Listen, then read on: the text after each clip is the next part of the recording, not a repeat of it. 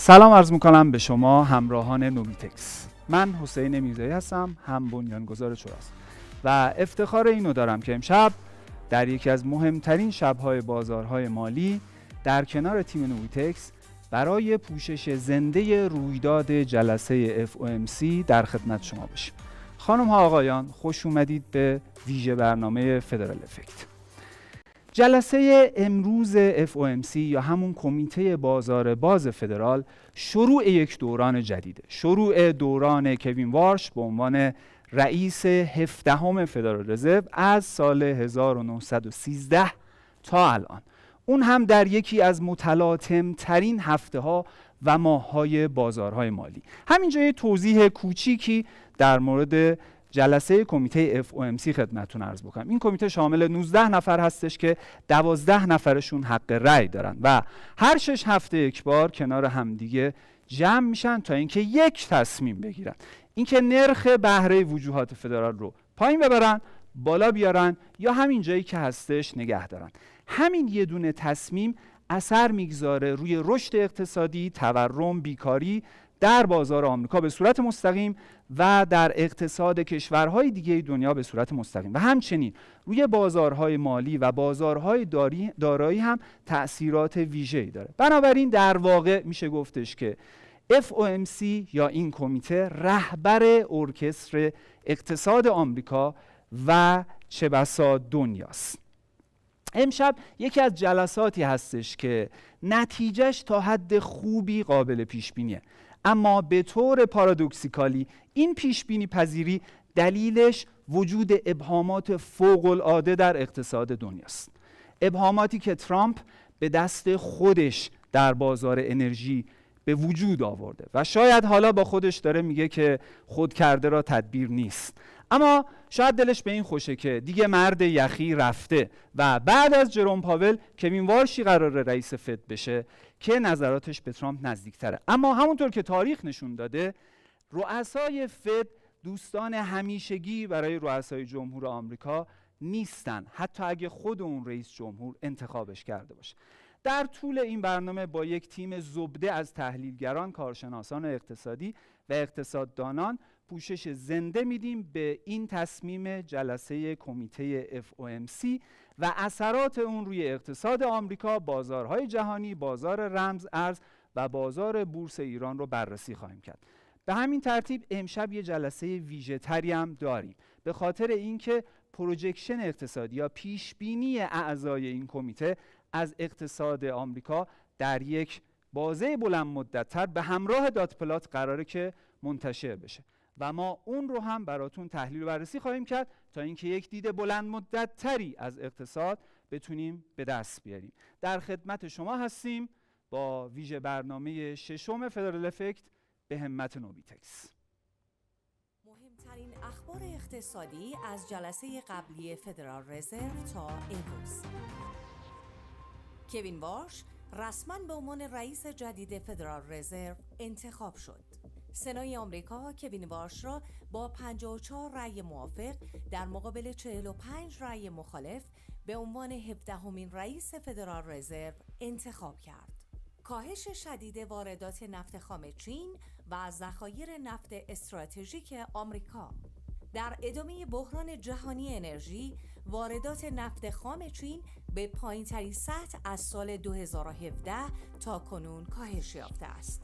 ذخایر نفت استراتژیک ایالات متحده نیز به پایین‌ترین سطح در 2 سال اخیر رسیده است. ادامه روند نزولی قیمت نفت. قیمت نفت برنت که در اوج تنش‌های خاورمیانه تا نزدیکی $120 رشد کرده بود، در ماه می و ژوئن تعدیل شد و بخش زیادی از رشد خود را از دست داد. رشد اشتغال در آمریکا برای سومین ماه پیاپی ادامه داشت. اقتصاد آمریکا در ماه قبل با ایجاد 172,000 شغل جدید، سومین ماه متوالی رشد قوی اشتغال را تجربه کرد. همزمان آمار ماه‌های گذشته افزایش یافت و نرخ بیکاری در سطح 4.3% بدون تغییر باقی ماند. تورم آمریکا به بالاترین سطح در 3 سال گذشته رسید. شاخص قیمت مصرف کننده آمریکا برای سومین ماه متوالی افزایش یافت و در 12 ماه منتهی به می 2026 به 4.2% رسید. اصلاح دوباره قیمت بیت کوین و طلا. قیمت بیت کوین که در جلسه قبلی فدرال رزرو حوالی $75,000 بود تا نزدیکی $59,000 کاهش یافت. با این حال در ادامه موفق شد بخشی از ریزشش را جبران کند و همچنان تحت تاثیر اخبار ژئوپلیتیکی و اقتصادی قرار دارد.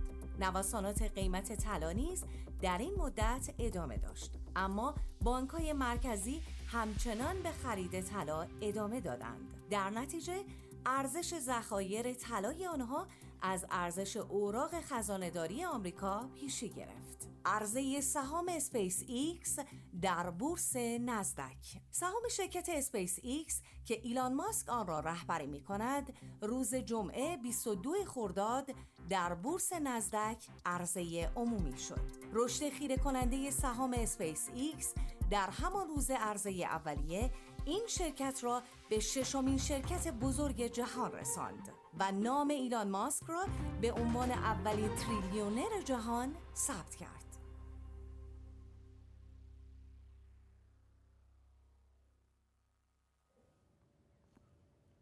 سلام مجدد خدمت شما. در پنل اول در خدمت جناب آقای دکتر امیر محمد گلوانی هستیم. امیر جان خیلی ممنون که دعوت ما رو پذیرفتی. پنل اول بناس در باب انرژی و کامودیتی ها باشه. وضعیت بازار انرژی در جهان در حال حاضر چیه؟ یکم برامون توضیح بده.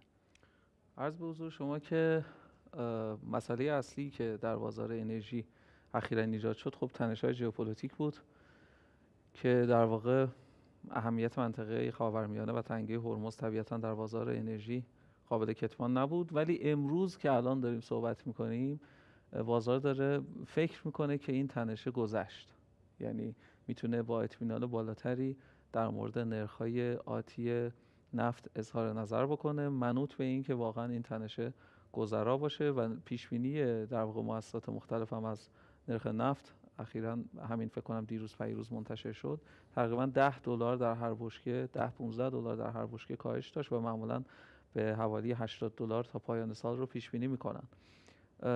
مسئله دوم هم در بازار انرژی همچنان در واقع مسئله هوش مصنوعی و زیرساخت مد نظرش که در واقع نیاز هستش که در واقع تولید برق به صورت قابل توجهی افزایش پیدا بکنه و اینجاست که شاید توجیه پذیری برخی از روش‌های تولید برق مثل نیروگاه‌های هسته‌ای که خیلی در موردش بحث بود الان بیشتر مورد در واقع تاکید تولید کنندگان انرژی قرار بگیره که هم به لحاظ اقتصادی توجیه پذیری بالایی دارن، هم راندمان بالایی دارن و هم میتونن کمک بکنن به این مسئله تامین برق مورد نیاز در واقع زیرساخت‌های مرتبط با هوش مصنوعی و دیتا سنترها که خب یک تقاضای خیلی قابل توجهی رو به بازار احتمالاً در 5-6 سال آتی هم اضافه خواهد کرد. بنابراین و این مطلبی که شما در مورد هوش مصنوعی گفتی، میشه مثلا انتظار داشت که با توافق و کاهش تنش قیمت انرژی به قیمت‌های قبلی خودش کاملا برگرده یا نه؟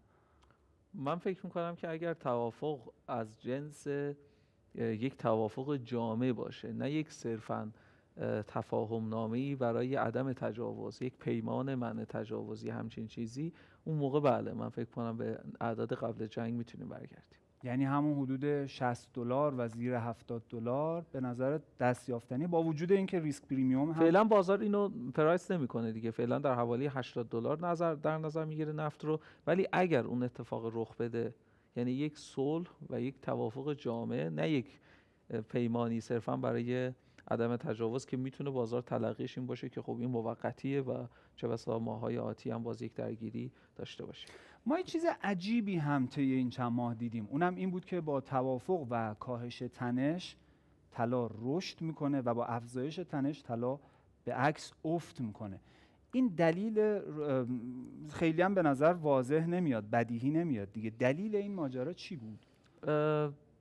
دلیلش نشون میده که در وضعیت فعلی که من فکر کنم توی فدرال افکت قبلی هم من اشاره کردم، اهمیت و در واقع وزن نرخ بهره فدرال رزرو و سایر بانک‌های مرکزی از سایر متغیرهایی که بازار طلا و کامودیتی رو تحت تاثیر قرار میداد خیلی بیشتر شده. بیشتر شده. بله خیلی بیشتر شده، چون بازار بدهی شما عمق زیادی پیدا کرده به جهت انتشار بدهی مازادی که کشورهای توسعه یافته عموما انجام دادن. حتی چین دیدیم که من یادم دفعه قبلی بررسی کردیم که حتی چین هم در واقع انتشار اوراقش خیلی رشد کرده، درسته هنوز به سطح مثلا 100% جی دی پی شو اینها نرسیده. امریکا که دیگه الان زبان زد هست در این حوزه و ژاپن که خب یک رکورد خارق العاده‌ای داره. این باعث میشه که عمق بازار در واقع اوراق بیشتر بشه و اوراق رو چی تعیین میکنه؟ متغیر نرخ بهره. و در تنش‌ها چون تورم در واقع انرژی و تورم سایر کالاها به تبع افزایش پیدا میکنه، انتظارات از تغییرات نرخ بهره به سمت پایین کم میشه، جای خودش رو به سمت حتی افزایش نرخ بهره میده و این باعث میشه که ما یک ریزشی رو در اونس جهانی طلا داشته باشیم که البته در بیت کوین هم همچین چیزی رو ما دیدیم، حتی به شکل شدیدتر. بله طبیعی است. یه کوچولو در مورد آینده بازار سرمایه ایران هم صحبت بکنیم. با این اوصافی که در حال حاضر به نظر میرسه، چه از جهت بین المللیش و حالا همین تصمیم امشب فد و چه از جهت توافق که به نظر میرسه که تفاهم داره میشه برای این که ببینن توافق میشه یا نه. با این اوصاف آینده بازار بورس رو چجوری شما ارزیابی میکنید در مثلا آینده یک ساله؟ من فکر کنم که در بازه کوتاه مدت میتونه 1-2 ماه دیگه هم این رشدش رو ادامه بده. شاخص کل بورس از عدد فعلی 5 میلیون واحد من یک رشد حتی 50% رو از اینجا میتونم براش متصور باشم. به چند دلیل، به جهت اینکه بازار سهام ما تمام ریسک‌های ژئوپلیتیکی که پیش روی خودش میدید رو قبل جنگ پرایس کرد. بعد جنگ هم یک اطمینانی حاصل شد که انگار جنگ اون حالت سخت خشن خیلی در واقع تخریب گسترده شهری رو پیدا نمی‌کنه و این باعث شد که در واقع بازار سهام یک واکنش نشون بده. مهمترین متغیر هم واقعیتش اینه که افزایش نرخ دلار مؤثر بازار سهام از 70,000 تومان به 130,000 تومان بود که در دی‌ماه انجام شد و مقارن بود با اعتراضاتی که در کشور داشتیم و بعد در واقع لشکرکشی امریکا به منطقه که باعث شد که اجازه نده به اصطلاح این پرایس بشه. مهمترین متغیر بازار سهام ما بی‌تعارف نرخ ارز مؤثر و تورمه. یعنی ما اساساً یک بازار سهام این مدلی داریم، یک بازار سهامی نداریم که نرخ بازدهی حقیقی به ما بده.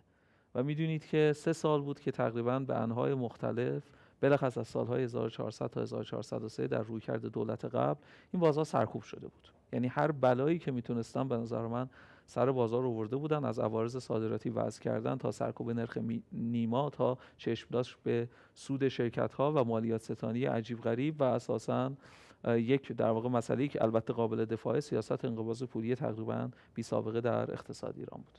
و حتی تحمیل پروژه‌های اجباری به بعضی شرکت‌ها که اصلا هیچ ربطی بهشون نداشت اون پروژه. واقعا دوران عجیبی بود برای بازار سرمایه. و خب بنابراین الان نرخ دلار مرکز مبادله چقدره؟ 147 تومان یا 148 چون خورده‌ای داره.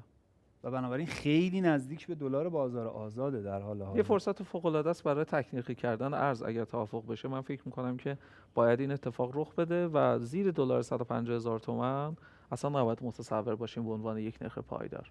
بسیار عالی. در مورد جلسه امشب پیش بینیتون چیه و سیاست پولی فدرال رزرو چه تغییری خواهد کرد؟ آیا اصلا تغییر خواهد کرد یا نخواهد کرد؟ امروز فکر می‌کنم که یک اطمینان بسیار بالا وجود داره که نرخ سیاستی در واقع فدرال رزرو تغییر نکنه. تنها ابهام در مورد لحن آقای کوین وارش هست به عنوان اولین در واقع جلسه و سخنرانی که امروز خواهد داشت و باید ببینیم که از چه کلیدواژه‌هایی استفاده خواهد کرد. آیا باز میخواد تاکید بکنه روی افزایش بهره‌وری با توسل به هوش مصنوعی و AI؟ آیا میخواد تورم رو باز گذرا ببینه؟ و مهمتر از همه این به نظر من یک نزاعی که ایشون با مسئله فوروارد گایدنس داره و این میتونه ساختار در واقع سیاستگذاری FOMC رو عوض بکنه و شاید حتی اگر قرار باشه به این ادبیات بپردازه در جلسه امروز، شاید ما جلسات بعدی فدرال افکت اینجا اگر قرار باشیم حرفای خیلی عجیب تری بزنیم از جهت اینکه فوروارد گایدنس رو یکم توضیحش میدی؟ فوروارد گایدنس به این معناست که بانک مرکزی به انتظارات فعالین اقتصادی از سیاست پولی مسیر میده. یعنی داره میگه که من مثلا سال بعد 3 مرحله افت نرخ بهره دارم، سال بعد این کار رو میخوام انجام بدم، تورم انتظاری من برای سال بعد این عدد هست، یا نرخ بیکاری رو، نرخ رشد اقتصادی رو، همون 4 تا متغیر اصلی که کمیته FOMC توی SEP یا همون به اصطلاح خلاصه اطلاعات اقتصادی، پیش بینی خلاصه اطلاعات اقتصادی که ارائه میکنن، توی اونها در واقع در فوروارد گایدنس اساساً در واقع این متغیرها رو پیش بینی میکنه و فکر میکنه که اینجوری در واقع مفید هست برای بازارها، برای پیش بینی پذیری اقتصاد. تقریباً مکاتب اقتصادی سر اینکه فوروارد گایدنس بهتر از سیاست پولی پیش بینی نشده یا اعلام نشده هست اتفاق نظر دارن و این رو هم لحاظ بکنیم که یه ذره اینجا شاید مثلا خیلی آکادمیک بشه این جمله، ولی تقریبا در 2 دهه اخیر سیاست پولی دنیا رو نگاه‌های کنزی بیشتر روش غالب شده، چه پست کنزیان ها چه نیو کنزیان ها، که آقای در واقع بن برنانکه با اون کاری که در 2008 انجام داد و به نظر من اون معجزه‌ای که انجام داد، یکی از تکیه هاش همین فوروارد گایدنس بود و موافقین فوروارد گایدنس، نمیدونم چه تعبیر فارسی براش به کار ببرم، قبل جلسه در موردش فکر نکردم. انگلیسیشو بگو. فوروارد گایدنس از کردم. همین این میشه مثلا هدایت مثلا رو به آینده، مثلا سیاست پولی از پیش اعلام شده مثلا، یا همچین چیزی. در واقع یکی از ابزارهاش همین در واقع مسئله فوروارد گایدنس بود و موافقینش میگن که اگر اون نبود رکود بعد 2008 یک رکود شدیدی می بود، هرچند که در واقع آقای کوین واش و جریان‌های راست اقتصادی معتقد هستند که فوروارد گایدنس در واقع مداخله بیش از حد، میتونم بازار رو پیش بینی کنم، در حالی که نمیتونی. اونا معتقدن که کردیبیلیتی و اعتبار بانک مرکزی اینجوری میاد پایین. شخصا من فکر میکنم که نه، فعلا این مدل، من جزو موافقین این هستم که سیستم فعلی ادامه پیدا کنه. خیلی ممنون ازت. در خدمت شما هستیم توی پنل های بعدی. قبل از اینکه سراغ پنل بعدی بریم، یک میان برنامه رو با جناب آقای محمد علی حیدری با هم دیگه ببینیم.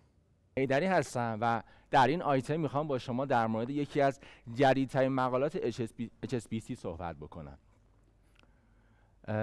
خیلی وقتا این سوال برای ما پیش میاد که در زمان افزایش تنش‌ها، به خصوص تنش‌های ژئوپلیتیک، احتمالاً بازارهای مالی و به طور خاص بازار سهام اولین بازاری هستند که از این تنش‌ها اثر می‌پذیرن.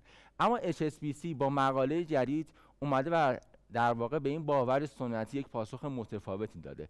در اولین نمودار که من اسمش رو تناقض وال استریت میذارم، رفتار متفاوتی می‌بینیم. این نمودار عملکرد شاخص S&P 500 آمریکا در طول تنش‌های ژئوپلیتیک از ابتدای دهه 40 رو به ما نشون میده. خط صفر عمودی زمان وقوع اون تنش است و اعداد اطرافش هم میپردازه به روزهای قبل و روزهای بعدش. و به طور خاص خط سبز رنگ پرداخته به جنگ اخیر آمریکا با کشور عزیزمون. همونطور که می‌بینید در روزهای آغازین جنگ خط سبز رنگ یک مقداری افت داشته، اما رفته رفته تونسته بخشی از افت خودش رو جبران کنه و چه بسا از میانگین چندین دهه خودش عملکرد بهتری داشته باشه. خب سوال پیش میاد که این موضوع علتش چه چیزی میتونه باشه؟ پاسخ HSBC این هست که بازارهای مالی مدرن بیش از اون که به ریسک‌های سیاسی و تیتر اخبار نگاه کنن، به آینده نگاه میکنن، به بحث سودآوری شرکت‌ها، توسعه سرمایه‌گذاری در حوزه AI و البته چشم‌انداز درآمدی مثبت کسب و کارهای بزرگ. حالا سوال بعدی این هستش که اگر این باور درست باشه، ما احتمالاً باید در سایر نمودارها و بازارها هم این موضوع رو شاهد باشیم. پس میریم سراغ نمودار دوم که بر اساس گزارش استاندارد چارتر تهیه شده. طبق این نمودار می‌بینیم که طلا در حالی که به باور سنتی قرار بود همیشه نقش یک پناهگاه امن رو برای سرمایه‌گذاران داشته باشه، طی جنگ اخیر رفتارش متفاوت بود، به طوری که حتی از مووینگ اوریج 200 روزه یا میانگین 200 روزه خودش هم فاصله گرفته و رفتارش متفاوت بوده با اون چیزی که سرمایه‌گذاران انتظار داشتن. در نمودار می‌بینیم که طلا طی روزهای اخیر با کاهش قیمت و اومدن به کمتر از مقاومت حمایت 200 روزه خودش، برخی از این باورهای سنتی سرمایه‌گذاران رو تغییر داده. حالا سوال اینه که دلیل این اتفاق چی میتونه باشه؟ باز برمیگردیم به اخبار اقتصاد کلان و استاندارد چارتر به این میپردازه که طلا در هفته‌های اخیر بیشتر به شاخص‌های سنتی اقتصاد کلان توجه کرده. انتشار آمار قوی در مورد آمار اشتغال آمریکا و افزایش بازده حقیقی اوراق خزانه مهمترین دلایلی بودند که منجر به کاهش قیمت اونس طی هفته‌های اخیر شدند. اما فارغ از دلایلی که این اتفاقات داشت، به نظر من HSBC در مقاله خودش خواست یک رویکرد جدیدی رو در سرمایه‌گذاری به ما نشون بده. اون همین این هستش که بازارهای مالی مدرن دیگه به تیتر اخبار و تحلیل اخبار نگاه نمی‌کنن، بلکه به دنبال تحلیل انتظارات هستند. خیلی ممنون از همراهیتون و توجهتون به این آیتم از برنامه. ادامه برنامه رو همکاران و دوستان عزیزم خواهند داشت.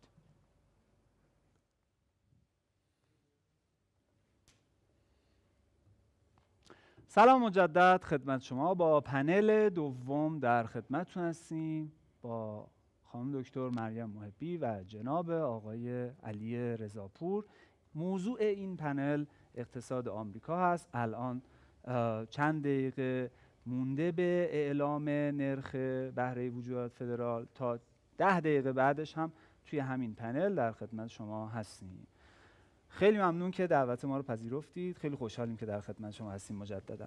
خانم محبی، کوین واش توی چه شرایط اقتصادی میشه گفتش که روی کار اومده؟ یکم توصیف بکنید ما رو.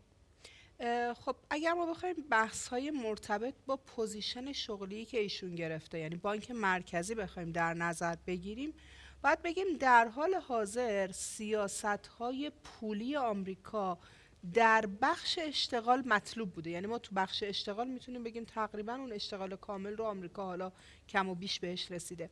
اما از منظر ثبات قیمتی نقطه بحران آمریکاست. یعنی یک چیزی آیا میتونه شبیه به بحران 2008 باشه یا نه؟ در حال حاضر تورم موضوع اصلی آمریکاست و تورم چیزی هست که آقای وارش قبلا در رابطه باش زیاد صحبت کرده و به نظر میرسه که از دلایلی که ایشون در حال حاضر گزینه مناسبی میتونه باشه به خاطر اینکه مشکل اصلی آمریکا بحث عدم ثبات قیمت‌ها حالا به هر دلیلی و بهبود کاهش بهای مصرف کننده است. چون AI هوش مصنوعی در کنار تنش‌های خاورمیانه، تنش‌های جهانی تونسته قیمت تمام شده و هزینه مالی شرکت‌ها رو افزایش بده و این باعث تورم شده. بنابراین در حال حاضر بزرگترین مشکل آمریکا که آقای وارش داره تحویل میگیره اون اقتصاد رو و باید روش تاثیرگذار باشه، بحث ثبات قیمتی. پس رشد اقتصادی خوبه، آمار اشتغال خیلی خوبه، بله. حتی از پیش بینی ها فراتر بوده، ولی ماجرای تورم. جناب آقای رضاپور عزیز، ما فکر میکنم که الان مثلا 60 و خورده ماهه که تورم در آمریکا بالای نرخ هدف قرار گرفته. این رشد تورم آمریکا که الان دیگه به بالای 4% رسیده، این دائمیه یا موقتی؟ و این که میگن توی اقتصاد اثر رشد قیمت انرژی روی تورم موقتیه، این درسته یا نه؟ ببین 60 ماه همونطور که 5 سال در این 8 سال آقای پاول نتونست تورم به 2% برسونه و توی هدف گذاری 2% تورم به نوعی به بازار القا شده. اواخر ما داریم صحبتاشو میبینیم که شاید در ظاهر تورم 2% هدف فدرال رزرو، ولی شاید با 3% هم مشکلی نداره. زیر سیبیلی داره رد میکنه.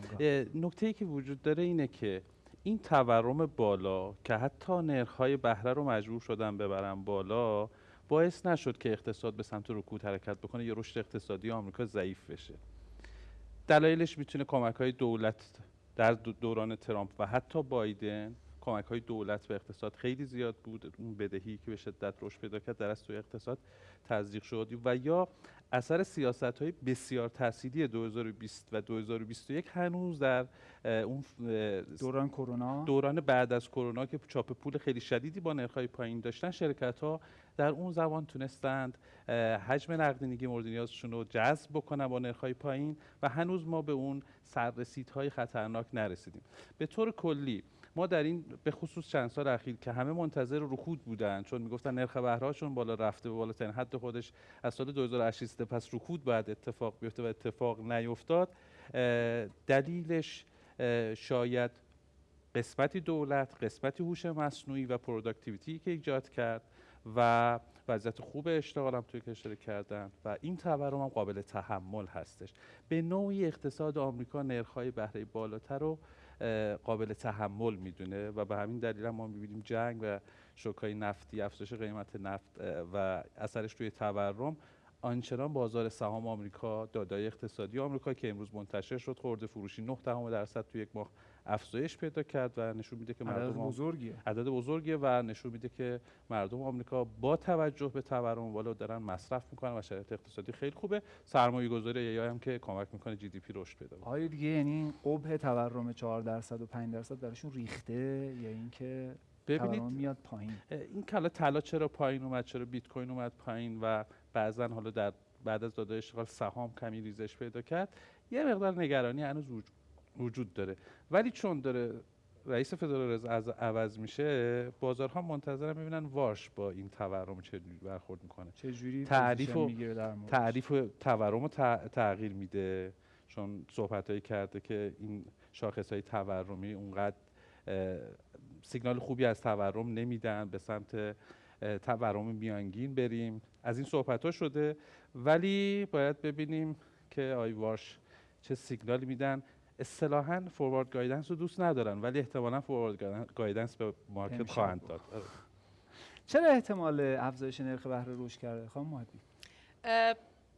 در حال حاضر فکر میکنم که بحث تورم خیلی جدی باشه و خیلی شبیه دارن میکنن شرایط فعلی رو با دوران 2008 که بحث رکود اقتصادی در آمریکا به شدت افزایش پیدا کرد. یعنی میگن که درسته که ما در شرایط رکود تورمی قرار نداریم، اما داده هایی که داره به بازار مخابره میشه شبیه هست به همون دوران. بنابراین اگر در حال حاضر فدرال رزرو وظیفه اصلی خودشو که تنظیم نرخ بهره و اثرگذاری روی هزینه استقراض باشه که از این مسیر بتونه بازار پولی آمریکا رو کنترل کنه، اگر وظیفه خودشو درست انجام نده، خیلی راحت مارکت میتونه به سمت استگفلیشن یا رکود تورمی قدم برداره.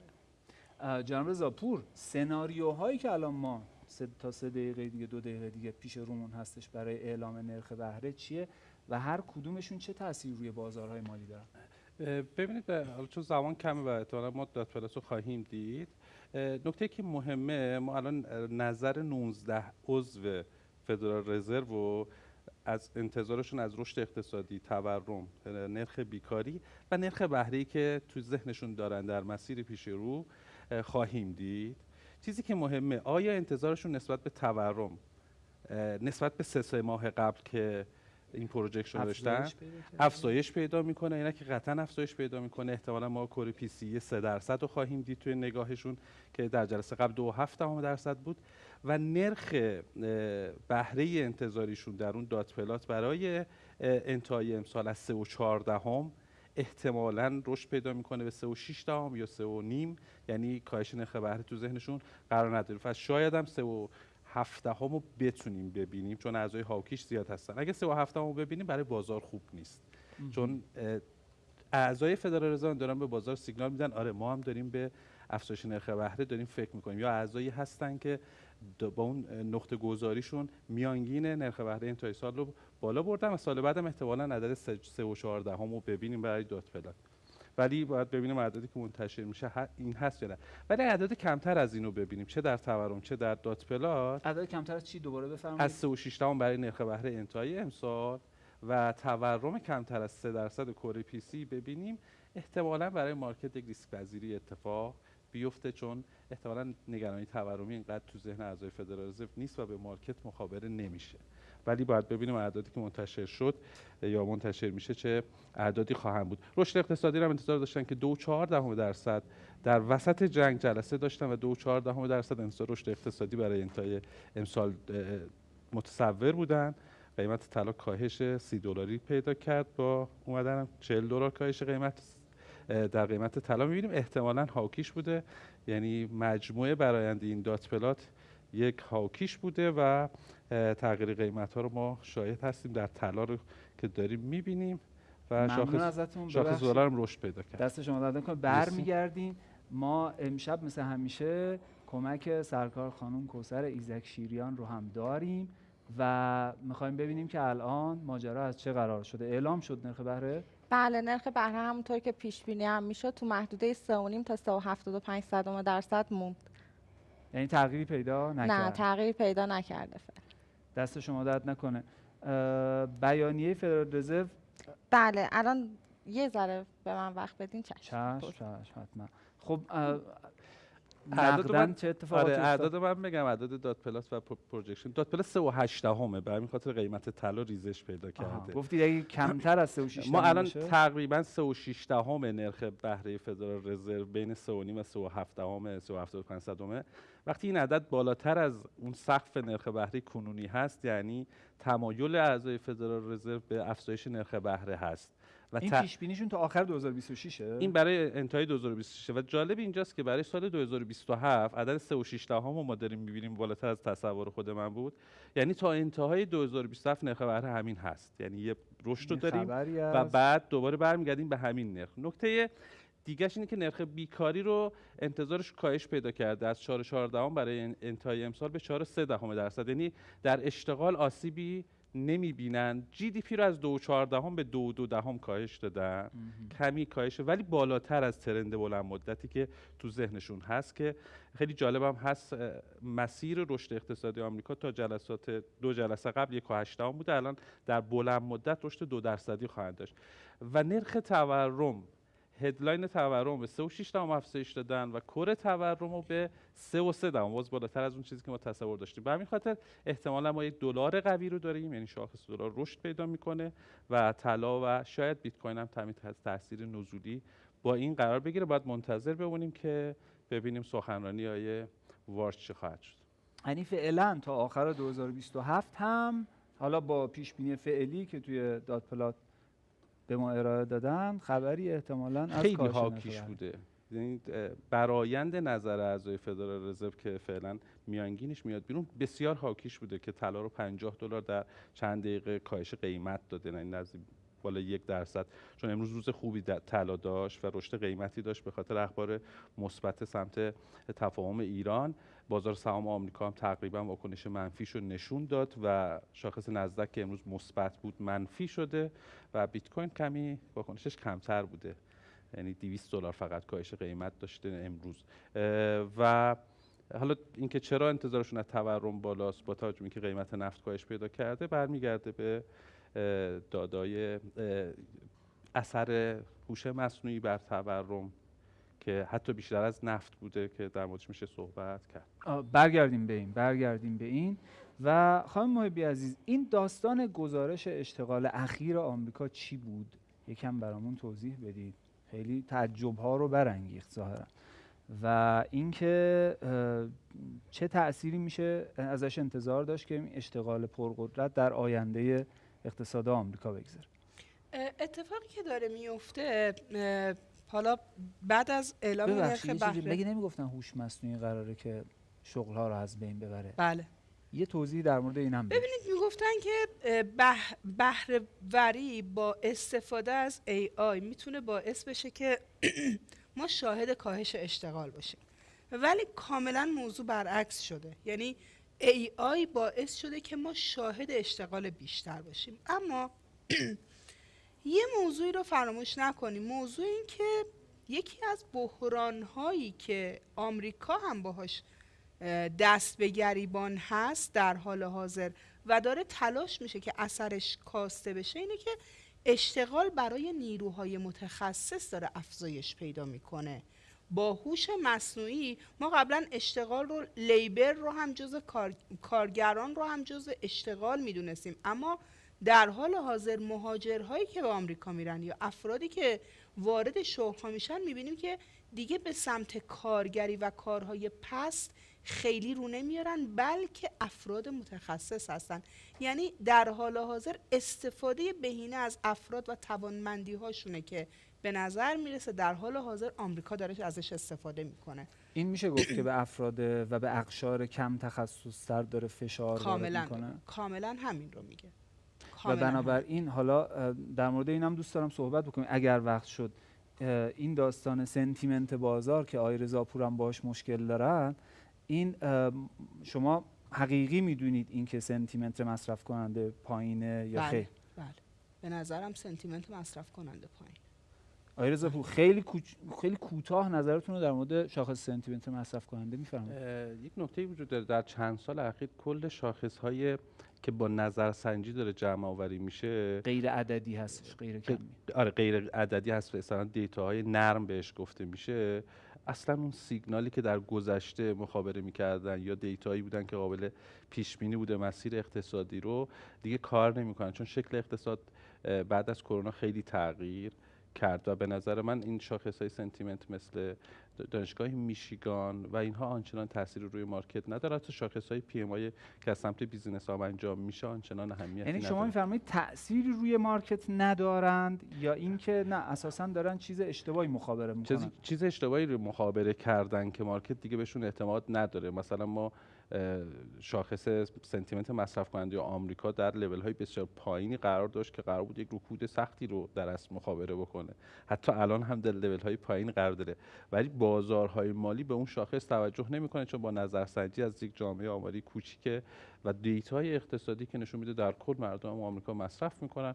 حالا فاصله طبقاتی شاید یکی از اون دلایلی باشه که شاید این گزارش خوبی بیرون نمیاد و نشون میده که مصرف کننده آمریکایی تحت فشاره، ولی دیتاهای مصرف توی آمریکا، دیتای ارنینگ کمپانی همین نشون میده که وضعیت اقتصاد آمریکا و شرکتاشون بسیار خوبه.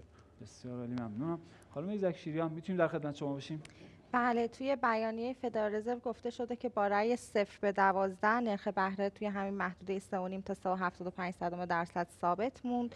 توی بیانیه اومده که اقتصاد آمریکا با وجود نااطمینانی‌هایی که وجود داره که بخشش هم به خاطر تنش‌های ژئوپلیتیکی بوده، همچنان با یه سرعت خوبی در حال رشد. فدرال رزرو اعلام کرد که رشد بهره‌وری و سرمایه‌گذاری قوی همچنان باقی مونده. توی بازار کار اشتغال زایی همچنان با رشد نیروی کار ادامه داشته. نرخ بیکاری هم که تغییر محسوسی نداشت. علاوه بر این تاکید شده که تورم همچنان بالای هدف 2% فدرال رزرو، بخشش به خاطر شوک‌های عرضه و افزایش قیمت انرژی و نفته. توی داده‌های دقیق‌تر نرخ سود پرداختی به ذخایر بانکی ثابت مونده توی 3.6%. عملیات رپوی شبانه هم توی 3.75% ثابت موند.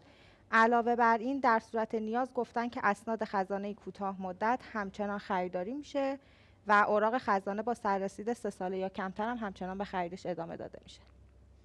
جمع‌بندی کلی شما از این؟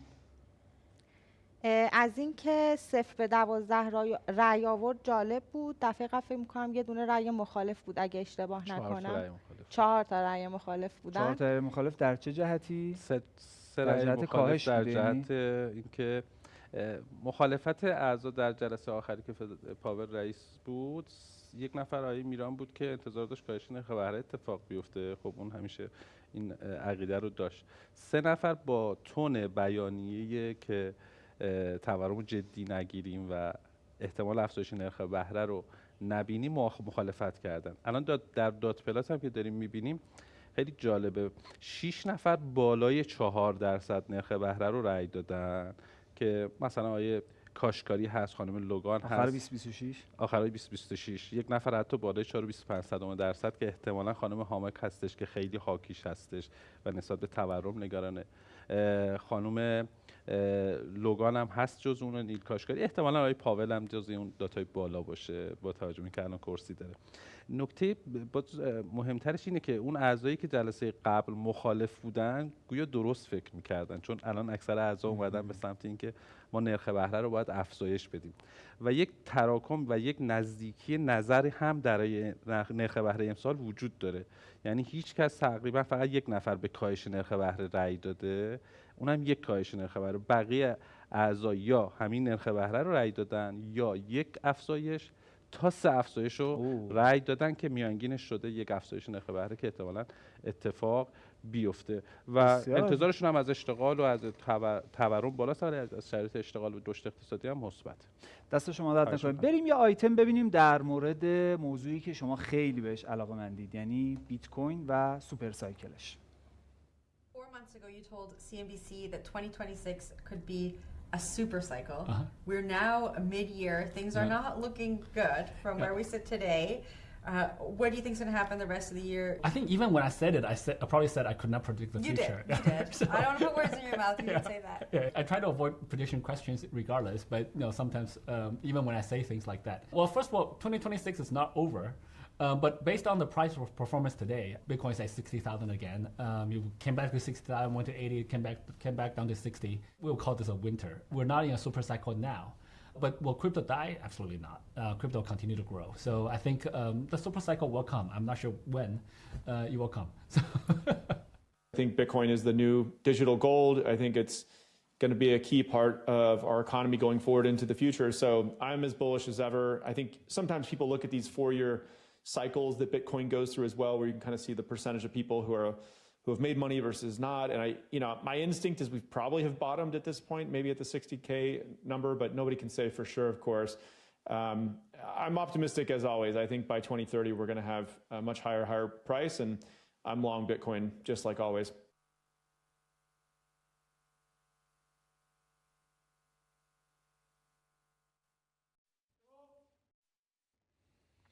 درود مجدد. با پنل سوم در خدمتتون هستیم. الان 11 دقیقه از اعلام نرخ بهره وجوهات فدرال گذشته و میتونیم واکنش بازارها رو با هم ببینیم که چی بوده. جناب رضاپور ما رو در جریان بگذارید. طلا تقریبا تو این 11 دقیقه $100 ریزش پیدا کرد.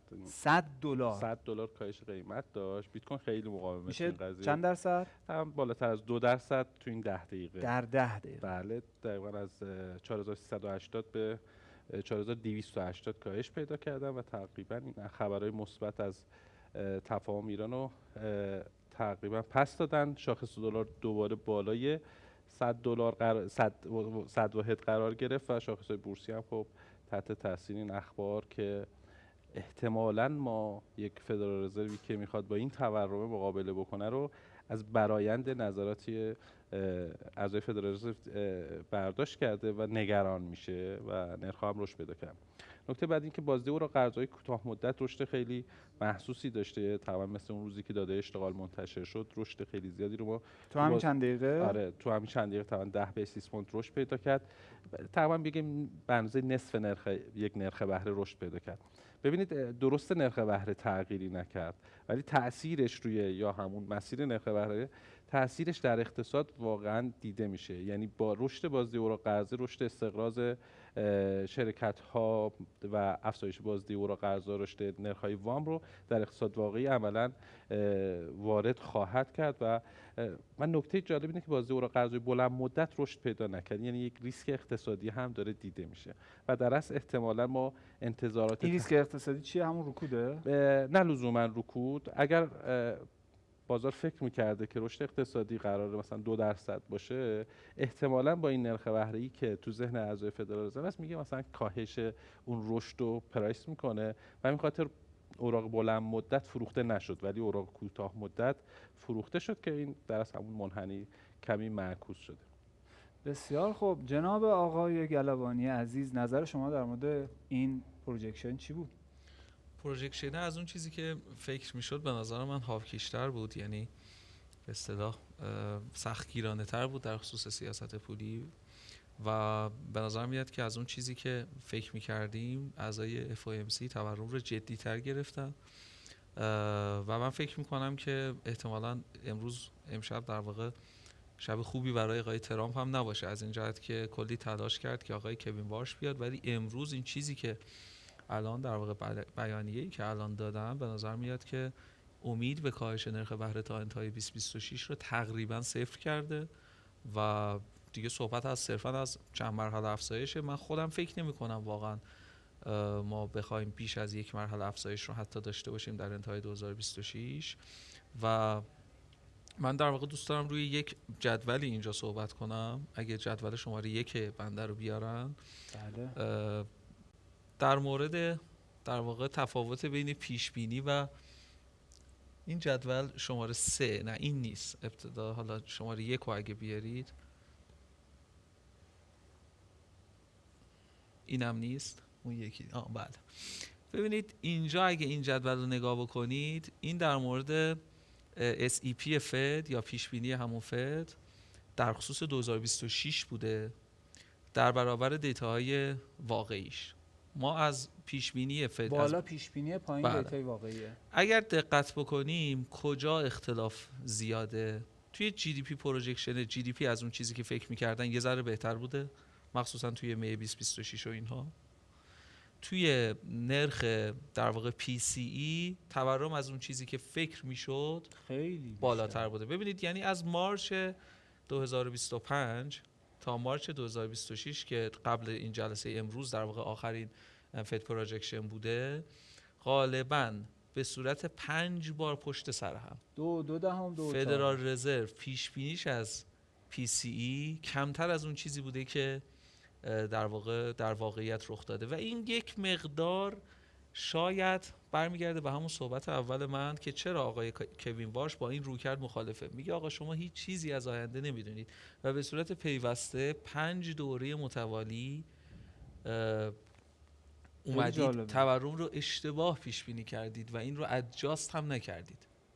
شاید امروز با این رأی قاطعی که به در واقع ثبات در نرخ بهره و توی دات پلات اونجوری که من ندیدم آقای رضاپور خوندن که گفتن که هیچ کسی در واقع الان نظرش روی پایین تر از 3.5 نیست، درسته؟ یک نفر کار خودشو کرده کوین وارش. آره به نظر میاد که آقای کوین وارش تا الان کار خودشو کرده و راستش رو بخوای من نمیدونم اون همه اصرار ترامپ برای اومدن ایشون تا اینجای کار چی بوده مگر اینکه آقای ترامپ در واقع داره توی انتخاب کوین وارش همون کاری رو میکنه که در مورد توییتاش در مورد مسائل جنگ و صلح و اینا میکنه. این در واقع جدول، اگه بریم جدول بعدی، جدول شماره 3، اونی که ستون رنگی داره همینه فکر کنم. بله توی این جدول هم اگر یک نگاهی بندازیم خیلی جالبه. من اومدم از همون در واقع مارچ گرفتم، از ابتدای 2025 اولین فد پروژکشنی که اومده تا همین آخرین فد پروژکشن قبل جلسه، اختلاف ها کجا زیاده. ببینید این همونه. بله اگه همونه که اوکی. بله یه ذره رنگش حالا فرق داره، نمیدونم شاید من اون ورژن نهایی رو برای ایشون نفرستادم، اون ورژنی که توی سیستم خودم متفاوته. این داره به ما چی میگه؟ میگه که بیشترین اختلاف که بالای 1% بوده که خیلی زیاده در تورم امریکا، یعنی 1% در تورم امریکا 1.5%، یعنی 30% خطا. درسته؟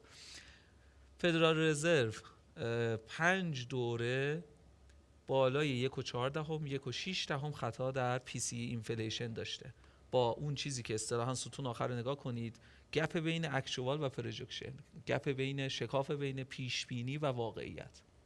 برای مارچ 2025 بوده 1.6 بله. توی عرض کنم جون 2025 1.14، سپتامبر 1.14، دسامبر 1.14 و مارچ 2026 هم. من اینم اینجا بگم این میانه رو گرفتیم دیگه، ما در واقع میانه پروژکشن رو گرفتیم و میانه رو در واقع باهاش حساب کردیم.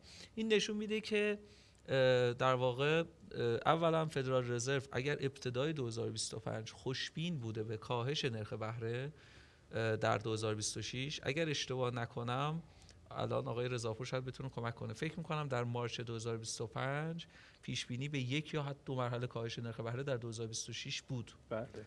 بله بود. قبل از جنگ 2 مرحله کاهش پیدا شد. آره اینجوری بود، ولی این نشون میده که وقتی که نرخ تورم شما شکاف داره، یعنی پیش بینی شما از تورم پایین تر از اون چیزی که در واقعیت محقق شده، این نشون میده که اعضای فدرال رزرو به صورت سیستماتیک دچار یک خوشبینی در مورد تورم و بهتر در مورد دستشون باز بودن در کاهش نرخ بهره داشتن، که الان شاید میتونیم بگیم جلسه امروز ما معکوس میکنه احتمالاً این روند رو و من فکر میکنم توی فد پروژکشن بعدی این ستون ما حداقل در مورد تورم اختلاف کمتری از این شکاف 30% معادل 1.14 1.5% داشته باشه. یعنی آستینا رو بزنن بالا و دست به کاری بزنن که آقای ترامپ ناراحت بشه در واقع.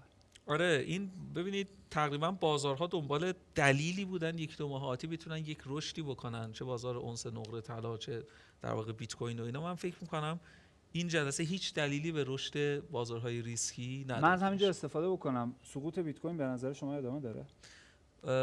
من دوست ندارم زیاد تکنیکالی صحبت کنم، ولی اصلا چارت بیت کوین تقریبا 6 7 ماهه که هیچ انگیزه‌ای برای رشد رو نشون نمیده و من فکر میکنم که دوستان دیگه حالا اظهار نظر دقیق‌تری شاید میتونن از من داشته باشن به عنوان فعالین در واقع اکتیوتر این بازار. من صرفا از جنبه سیاست پولی دارم به قضیه نگاه میکنم.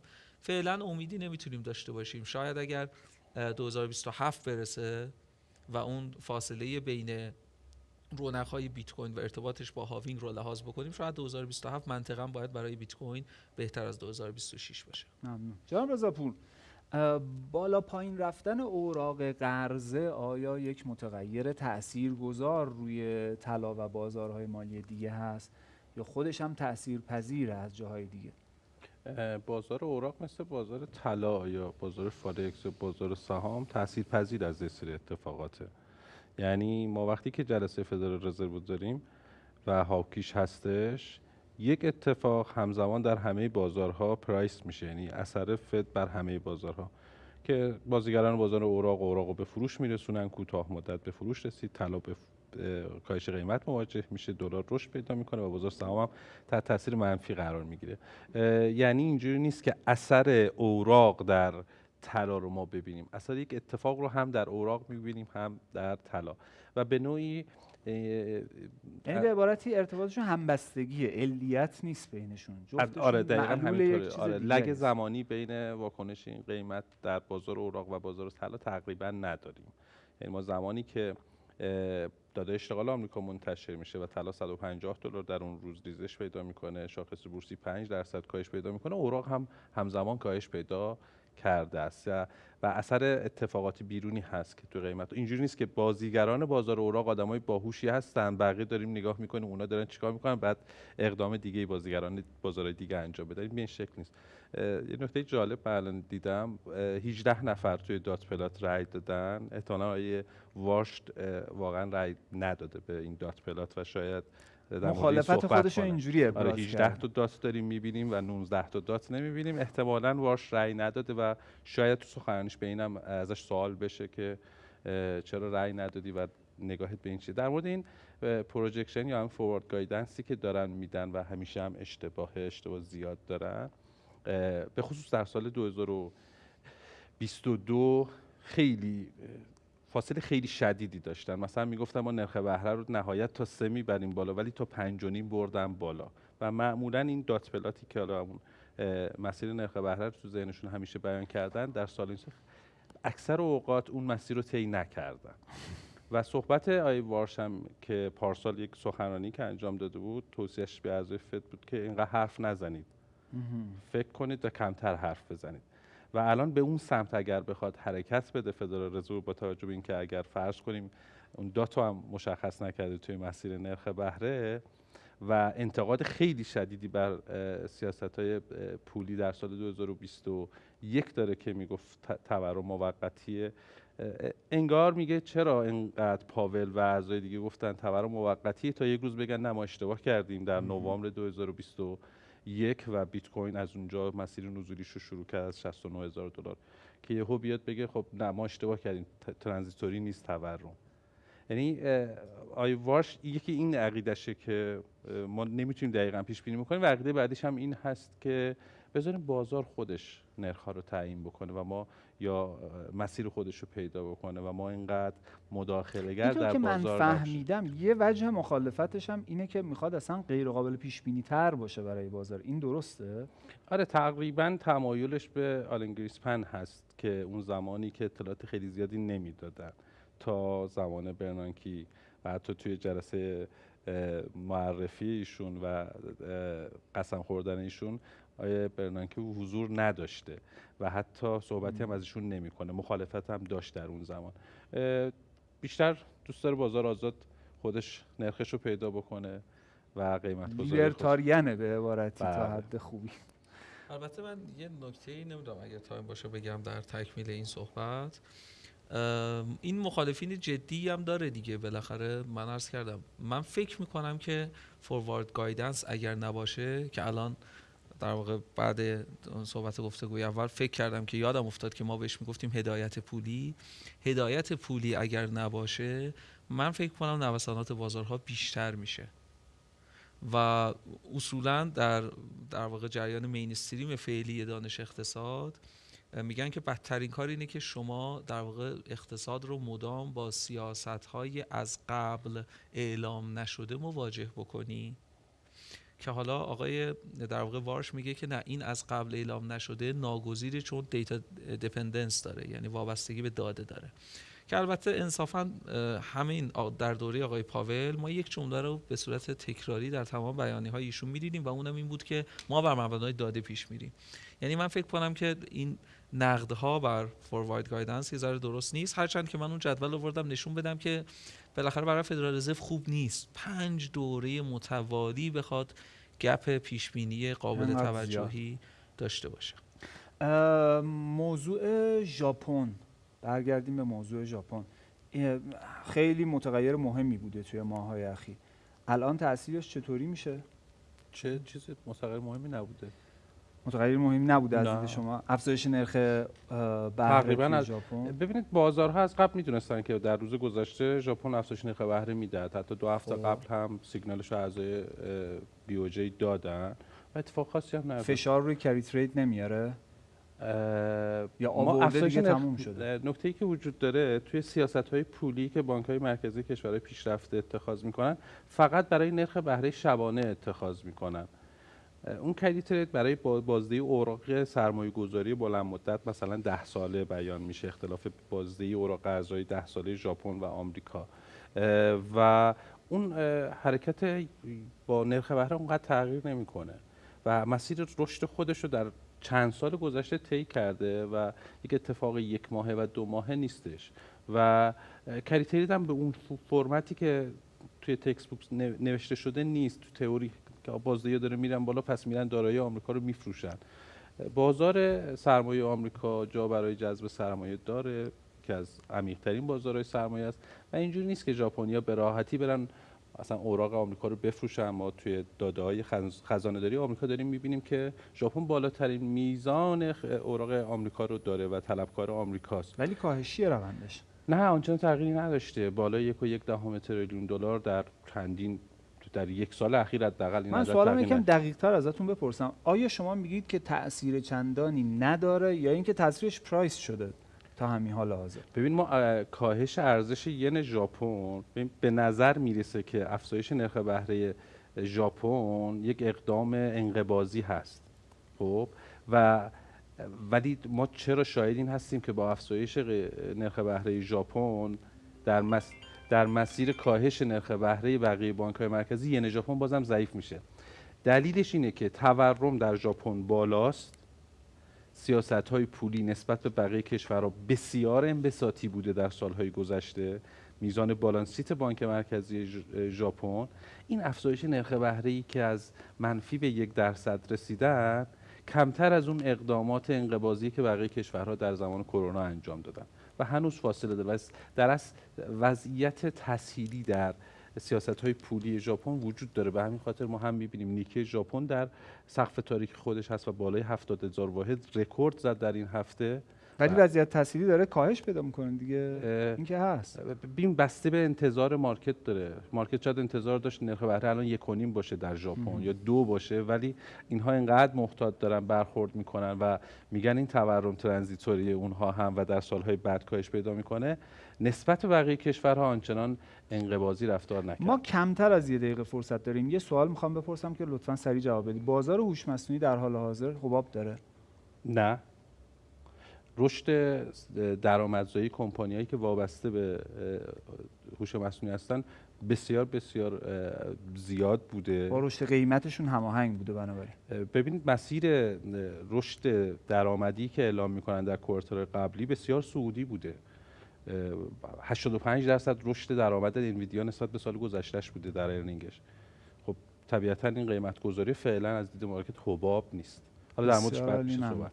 خب برسیم به سخنرانی آقای کوین وارش و ترجمه همزمانی که زحمتش رو سرکار خانم ایزک شیریان برامون میکشن. هنوز شروع نشده نه؟ نه هنوز شروع نشده. خب تا حالا شروع بکنه. در مورد اسپیس ایکس توضیحی دارید شما عزیزان؟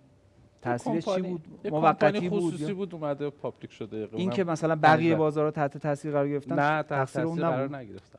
چون ببینید وقتی که ارز اولیه شد بقیه سهام هم رشد پیدا کردن. یعنی اگر قرار باشه یک پولی از بقیه سهام خارج شده باشه به اسپیس رفته باشه، خب دوباره این رشد پیدا نمی‌کنه. ما الان رشد رو داریم می‌بینیم.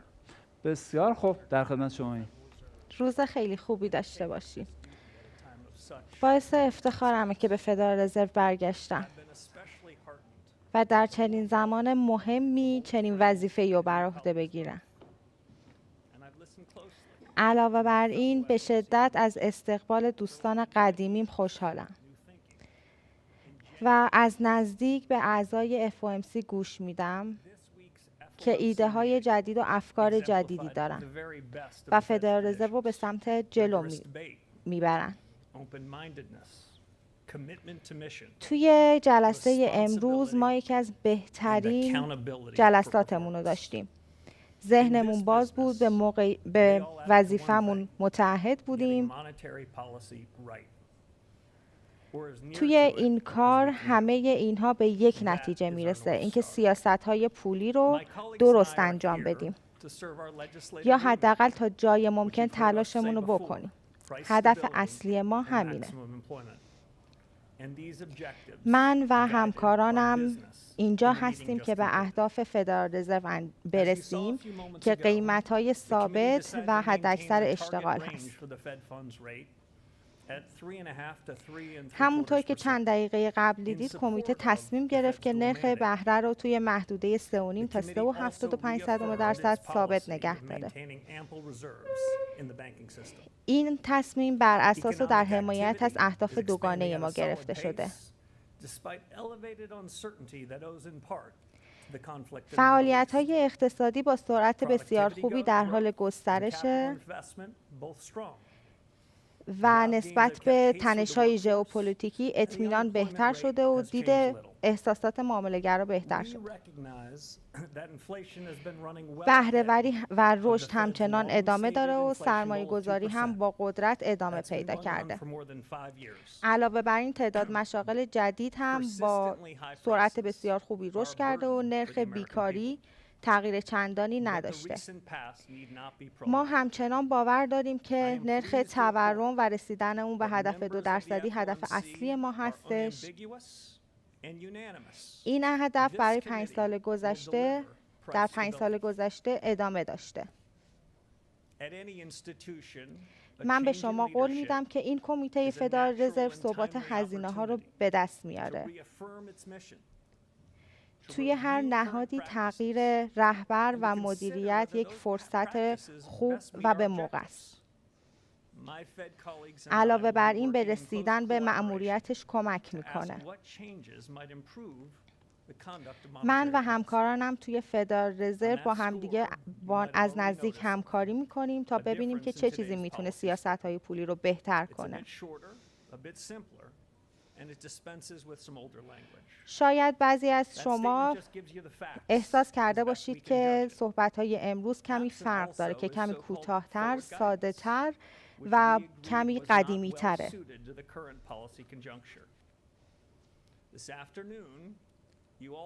ما فکر می‌کنیم که سیاست‌های فعلی بر اساس راهنمایی‌هایی که باید می‌شده نبوده. علاوه بر این شما پیش‌بینی‌های اعضای فدرال رزرو رو هم دریافت کردیم. من همکارانم رو تشویق کردم که همچنان ادامه بدن، هرچند که خودم نظرم رو نگفتم، چون که همچنان عقیده دارم SCP روش خوبی نیست. توی گزارش امروز GDP امسال به 2.2% رسید و در سال آینده به 2.3%. PCE هم به 3.6% رسید و 2.3% برای کورس PCE پیش بینی شد. نرخ بیکاری هم تو محدوده 4.3% موند.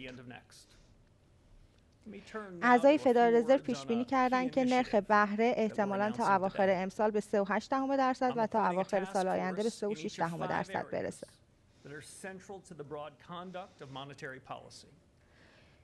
من در تلاشم که در تمام بخش‌ها بهره‌وری رو بیشتر کنم و بر اساس سیاست‌های پولی ادامه بدیم. اولین بخش ارتباطات، دومی بالانس شیت، سومی استفاده ما از داده‌های فعلی، چهارمی بهره‌وری و بخش کار در دوره‌ای که همه چیز داره تغییر میکنه و آخری هم ساختار تورمی هست.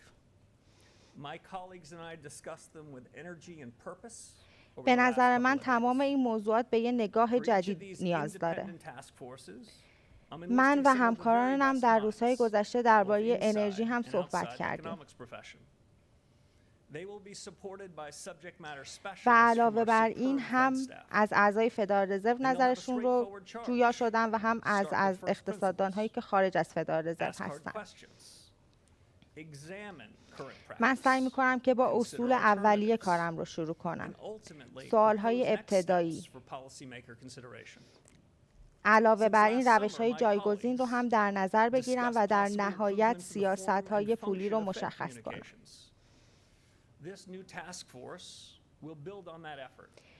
من فکر می‌کنم که از تابستان از سال قبل همکارانم تا حدودی تونستن که عملکرد ارتباطاتی فد رو بهبود بدن و این مأموریت جدید برای اینه که این هم بهبودش ادامه پیدا کنه.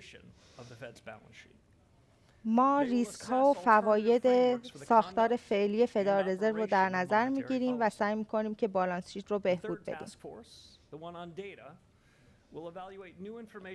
این روش به ما اجازه میده که سیاست‌های پولی رو تا حدودی بتونیم روش‌های جایگزین رو هم براش در نظر بگیریم.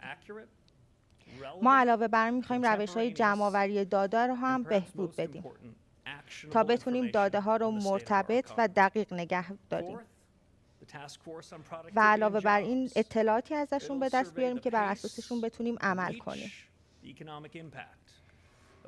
همونطور که گفتم چهارمین وظیفه ما اینه که شغل‌ها و بخش بهره‌وری رو بررسی کنیم که البته بخش AI هم و تکنولوژی‌های جدید هم شاملش میشه. آخرین مأموریت ما هم ساختار تورمیه. من به اصول اولیه برمیگردم و سعی میکنم که ثبات قیمت‌ها رو برای این اقتصادی که مدام در حال تغییره اضافه کنم. ما به همه این مأموریت‌ها متعهد هستیم و تو روزهای آینده ایده‌های جدیدمون رو میگیم. هر کدوم از این مأموریت‌ها به هر یک از افرادی که توی این سیستم وجود دارن گفته شده. فدرال رزرو نسبت به مأموریت فعلی خودش و هدفش و آینده‌ای که در نظر داره متمرکزه. ممنونم. خوشحال میشم که سوالاتتون رو بشنوم. خیلی ممنون. من همیشه فکر می‌کنم چقدر شما کار عجیبی می‌کنید. دارید جمله بعدی رو میشنوید و جمله قبلی رو ترجمه می‌کنید و به زبان میارید. خیلی کار عجیبیه. دست شما درد نکنه. و میگن ذهن خانم ها با ذهن آقایون خیلی تفاوت داره. من فکر می‌کنم یکی از نمودهاش همین این باشه که شما دو تا کار رو همزمان دارید انجام میدید. دستتون درد نکنه.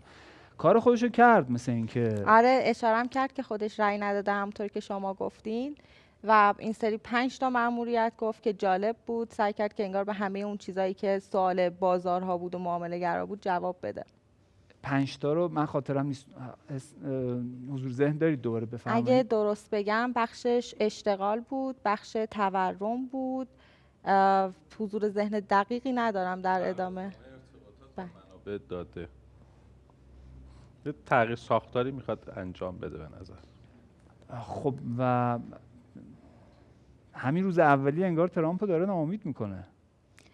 باید دید در آینده هم چی میشه دیگه. به هر حال وارش هم 1 نفره و 1 رأی داره، هرچند که خودش هم توی این جلسه انگار رأی منفی داده به کاهش نرخ بهره. ولی خب تا وقتی فکر میکنم رأی بقیه اعضا رو نداشته باشه که شخصا نمیتونه کاری بکنه. خب شما که فضای سخنرانی‌های قبلی که جروم پاول انجام میداد همه رو تجربه کرده بودید و فضای این سخنرانی هم دیدید، چه تفاوتی بین اینا به نظرتون وجود داره؟ احساس کردم که این سخنرانی کمتر علمی بود، انگار که سعی کرد کمی ساده ترش کنه، همونجور که خودش هم گفت. قدیمی طوره. قدیمی طور بیشتر فکر می‌کنم اون ایده های اولیه‌ای که خودش یاد گرفته با میلتون فریدمن و اینها رو منظورش بوده، ولی در نهایت بازم به اندازه همون سخنرانی‌ها فکر می‌کنم دقیق بود. فکر می‌کنم آقای رضاپور باز بیشتر بتونن توضیح بدن. بفرمایید. من داشتم تیتر خبرهای سخنرانیشو داشتم میخوندم. سوال دقیق چی بود؟ میخواید برمیگردیم قشنگ با هم دیگه مفصل صحبت میکنیم. یه آیتم ببینیم درباره مقایسه پاول و رئیس جدید فدرال رزرو یعنی وارش. تا حالا به این فکر کردید که فرمون اقتصاد دنیا دست کیه؟ بله، رئیس فدرال رزرو یا همون بانک مرکزی آمریکا. بعد از چند سال ریاست جروم پاول با اون چهره جدی و لحن آرومش حالا نوبت به یه فرد جدید و متفاوت رسیده، کوین وارش. اما رئیس قدیمی و رئیس فعلی فدرال رزرو چه تفاوت‌هایی دارن و هر کدوم چطور به اقتصاد نگاه میکنن؟ برای معرفی اول از رئیس قدیمی شروع میکنیم. جروم پاول، حقوقدان محافظه‌کار. پاول اصلاً اقتصاددان نیست. اون تو دانشگاه پرینستون سیاست خونده و بعدش از جورج تاون مدرک حقوق گرفته. پاول بیشتر عمرش رو به عنوان وکیل و بانکدار توی شرکت‌های بزرگی مثل کارلایل گروپ گذرونده که نشون میده اون از دل وال استریت بیرون اومده. پاول آدم میانه رو و محتاطیه. بعضی کارشناسای اقتصادی بهش میگن کبوتری که متمایل به شاهین شده. یعنی اولش دوست داره نرخ بهره رو پایین نگه داره تا بازار کار تقویت بشه، اما وقتی تورم یقه اقتصادو گرفت بدون تعارف نرخ بهره رو بالا برد. پاول اهل تصمیم‌های ناگهانی نیست و آروم آروم حرکت میکنه. پاول با بازار رمزارز میانه خوبی نداره و معتقد بیت کوین بیشتر شبیه طلاست و نمیتونه جایگزین پول‌های مثل دلار بشه. البته در مجموع توی دوران ریاستش تلاشی برای محدود کردن بازار رمزارز انجام نداده. پاول یه جمهوری خواه سنتی و میانه روه. باراک اوباما اون رو وارد هیئت مدیره فدرال رزرو کرد. ترامپ سال 2018 به عنوان رئیس بانک مرکزی انتخابش کرد و بایدن هم حکمش رو تمدید کرد. از اول دوره دوم ریاست جمهوری ترامپ اما رابطه پاول و رئیس جمهور آمریکا خراب شد، چون ترامپ مدام بهش فشار می آورد که نرخ بهره رو پایین بیاره، ولی پاول زیر بار نمی رفت و تلاش می کرد استقلال فدرال رزرو رو حفظ کنه. پاول موقعی که وارد فدرال رزرو شد ثروتمندترین رئیس چند دهه اخیر بود. ثروتش بین 50 تا 110 میلیون دلار تخمین زده میشه که بیشترش رو از کار با صندوق‌های سرمایه‌گذاری خصوصی وال استریت درآورده. حالا بریم سراغ رئیس جدید یعنی کوین وارش. وارش هم مثل پاول مدرک اقتصاد نداره. اون تو استنفورد سیاستگذاری عمومی خونده و از هاروارد مدرک حقوق گرفته. اما برگ برندش چیه؟ تو سن خیلی کم معاون اجرایی مؤسسه مورگان استنلی شد. وقتی فقط 35 سالش بود، جورج بوش اون رو وارد هیئت مدیره فدرال رزرو کرد. وارش جوانترین عضو تاریخ فدرال رزرو بود و توی بحران مالی 2008 مرد شماره 1 این سازمان برای نجات بانک ها بود. وارش دقیقاً برعکس پاول یه شاهین تمام عیاره. اولویت اصلی اون تورمه و معتقد فدرال رزرو فقط توی سالهای گذشته با چاپ پول و بزرگ کردن ترازنامش اشتباه بزرگی کرده. وارش دنبال اینه که دخالت بانک مرکزی رو توی اقتصاد کم کنه و انضباط مالی بیشتری ایجاد کنه.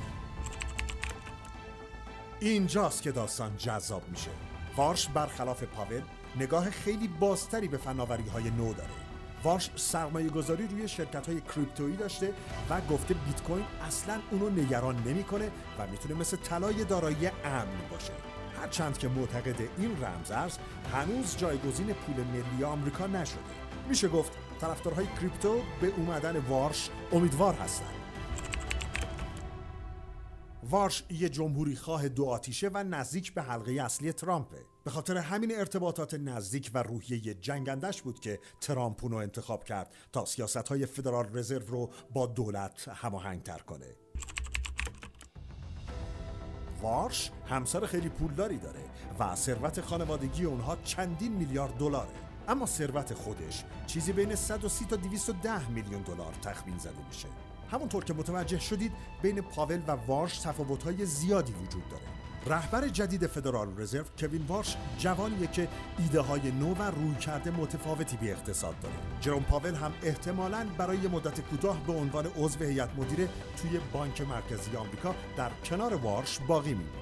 در آینده باید ببینیم وارش چطور با شرایط فعلی اقتصاد آمریکا کنار میاد و تا چه اندازه میتونه توی رسیدن به اهداف خودش موفق باشه. درود مجدد. با پنل انتهایی در خدمت شما هستیم. در خدمت خانم مریم محبی و آقای علیرضا پور هستیم و همزمان ترجمه سوالاتی که خبرنگاران از وارش میپرسن رو هم سرکار خانم ایزک شیریان زحمتش رو برامون خواهند کشید. خانم ایزک شیریان، الان چیزی هست که به ما بگید توی این 5 دقیقه؟ بله، تا الان ازش پرسیدن که فکر میکنن این تغییراتی که مد نظرشه چه زمانی اجرا میشه، که گفت بیشتر به کارگروه ها بستگی داره، همینطور به فوریتی که به واکنش های فدرال رزرو نیاز داره. علاوه بر این ادعا کرد که حتی خود اعضا هم خیلی هاشون ممکنه با فوروارد گایدنس اوکی نباشن. علاوه بر این هم گفت که مثلا توی بازار مسکن سیاست فدرال رزرو تنها عامل تعیین کننده بازار مسکن نیست، ولی خب خیلی روش تاثیر میذاره و هم داخل فدرال رزرو و هم خارج ازش گفتن که نظرها خیلی متنوع و یک نواخت نیست. به عبارت دیگه روی اینم تاکید کردن که ازش پرسیدن که اگر که اینقدر با دات پلات مخالفین چرا همچنان منتشر شده. گفتش که حتی وقتی که همکارانش داشتن نظرشون رو میگفتن اونها هم میدونستن که هیچ اجباری برای رسیدن به این دات پلات ها وجود نداره و خودش هم دوباره تاکید کرد که به نظر خودش این روش کمک کننده نیست. ممنونم. سرکار خانم محبی عزیز، آیا ما با یک فدرال رزرو متفاوت و تغییر کرده مواجه بودیم امشب؟ کلمه های آقای وارش این رو میگه به ما، یعنی میگه که اون سنتیمنتی که الان گفت، اون کلمه هایی که استفاده کرد نشان از یه چیزی شبیه فد پیوت رو داره به ما میده. یعنی نشون میده که فدرال رزرو آماده تغییر سیاست هاست از سمت کاهش نرخ بهره یا ثابت نگه داشتنش به سمت باز شدن مجدد، یعنی هاوکیش شدن مجدد، چیزی که اصلا انتظارش رو نداشت بازار. حداقل من این سیگنال رو گرفتم ازش. و تغییر یک نفر که حالا از قضا رئیس فد هم هستش، این همه میتونه تاثیر بذاره. یک نفر فرد مهمیه. اینجوریه که تصمیمات اجماعی گرفته میشه توی کمیته FOMC یا اینکه حق وتو داره رئیس؟ حق وتو نداره، خودش یک رأی داره، ولی میتونه اثرگذار باشه. به هر حال ببینید، ما وقتی که میایم پیشینه آقای وارش رو میخونیم، جزء معدود افرادی هست که مشخصا تو فد نبوده، تو وال استریت هم بوده. یعنی چی؟ یعنی اینکه هم بازار پول رو میشناسه، مانیتاری پالیسی رو میشناسه، یعنی سیاست گذار پولیه، و هم اثرش بر بازار سرمایه رو میشناسه. بازار سرمایه‌ای که آینه تمام نمای اقتصاد کشوره و میتونه وضعیت اقتصاد رو به کشور مخابره کنه. بنابراین بسیار میتونه نقش تاثیرگذاری باشه و به نظر میرسه که فردی بسیار زیرک و باهوش باشه، بتونه اون تاثیرگذاری رو با کلمه هاش روی افراد داشته باشه. یه چیزی هم وقتی من نگاه میکنم برام مایه تعجبه. بعد از افرادی مثل ولکر و گرینسپن و برنانکه و جنت یلن، یهو ما 2 تا رئیس فد داریم که هیچ کدومشون اقتصاد خونده نیستن. بله. یکیشون علوم سیاسی خونده و بعد حقوق، یکیشون سیاست گذاری خونده و بعد حقوق.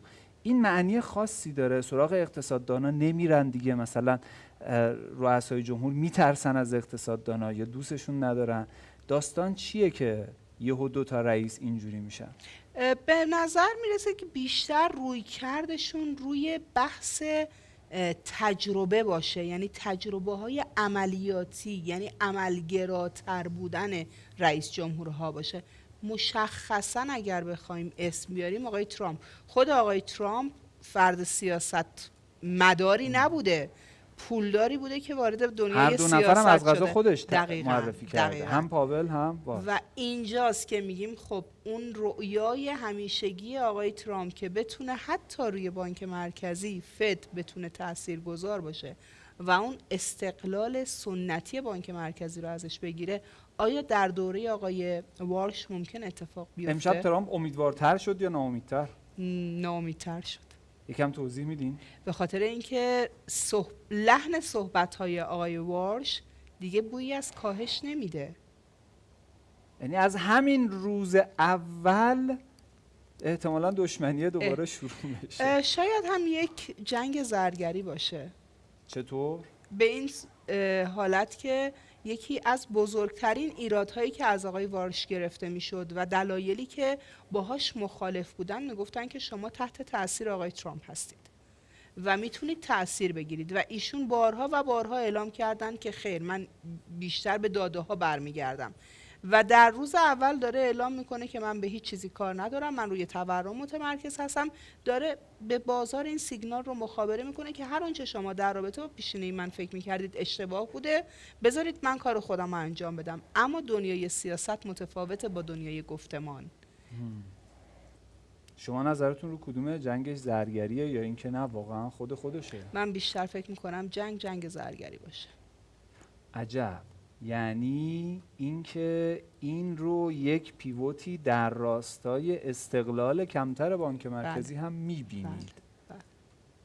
یکم میتونید توضیح بیشتر بدید؟ ببینید، دنیای سیاست و اقتصاد همواره با هم در هم تنیده بودند. سیاستگذاری میکرده، پولدار کار پولی خودش رو انجام میداده، اقتصاد کار پولی خودش رو انجام میداده. با این اتفاقی که افتاده فراموش نکنیم آقای ترامپ، باز هم تکرار میکنم، پولداریه که سیاستمدار شده و از این طریق حتی میخواد اون شبهه جدا بودن سیاست از اقتصاد رو کاملا از بین ببره و همه چیز رو در خدمت پول، اقتصاد، درآمد بیشتر بیاره. یعنی کاملا روی کرده ماکیاولی در اقتصاد، همه چیز منتهی بشه به منافع، پرافیت، سود. کاملا فکر میکنم که این روی کرد یعنی بتونه سود بیشتر، حالا مثلا خوشبینانه شو بخوایم نگاه کنیم، سود بیشتر آمریکا، منفعت بیشتر آمریکا مردم، در قبال این که مثلا به اقشار ضعیف فشار بیشتری وارد بشه. اصلا براش این موضوع مهم نیست و فکر میکنم که علیرغم اینکه آقای وارش به دلیل پیشینه سنتی و مذهبیش و خانواده‌ای که کارهای خیریه زیاد انجام دادن، یعنی به هر حال خانواده‌ای داره که دستی بر کارهای بشردوستانه نه، کارهای خیریه زیاد انجام دادند، یعنی روی کرد مذهبیش نشون میده که من انسان خیررسانی هستم، ولی فکر میکنم تو حوزه سیاست کاملا رفتارش متفاوت باشه. تعارف نداره، یعنی تیغش برنده تر از جروم پاور، کاملا برنده تر میتونه باشه. ممنون. خانم ایزک شیریان، چیزی دارید برای ما؟ بله، سوالای زیادی ازش پرسیدن، از جمله اینکه آیا فکر میکنه افزایش هزینه انرژی یک بار است یا نه. گفت که چیز بیشتری از اون چیزی که تو کمیته بوده نمیتونه بگه. تکرار کرد صحبتشو که فدرال رزرو همچنان میخواد تورم به اون هدف 2% برسه. بخشیش دوباره ادامه داد که به خاطر شوک‌های عرضه‌ای که توی تنش‌های ژئوپلیتیکی به وجود اومد، ولی تاکید کرد که فدرال رزرو همچنان به اون هدف 2% متعهده. درباره دیتا حرف زدن که خودش هم گفته بود قصد داره روش‌های جمع‌آوری دیتا رو تغییر بده. تاکید کرد که الان دیتاها با روش‌های قدیمی حساب میشه، از جمله پرسیدن سوالایی که هیچ تضمینی برای درست بودن جوابشون وجود نداره. گفتش که دوست داره از روش‌های آماری جدیدتر و بروزتر و آنی‌تر مخصوصاً استفاده کنه. قبلا گفته بود که میانگین پیراسته رو قبول داره.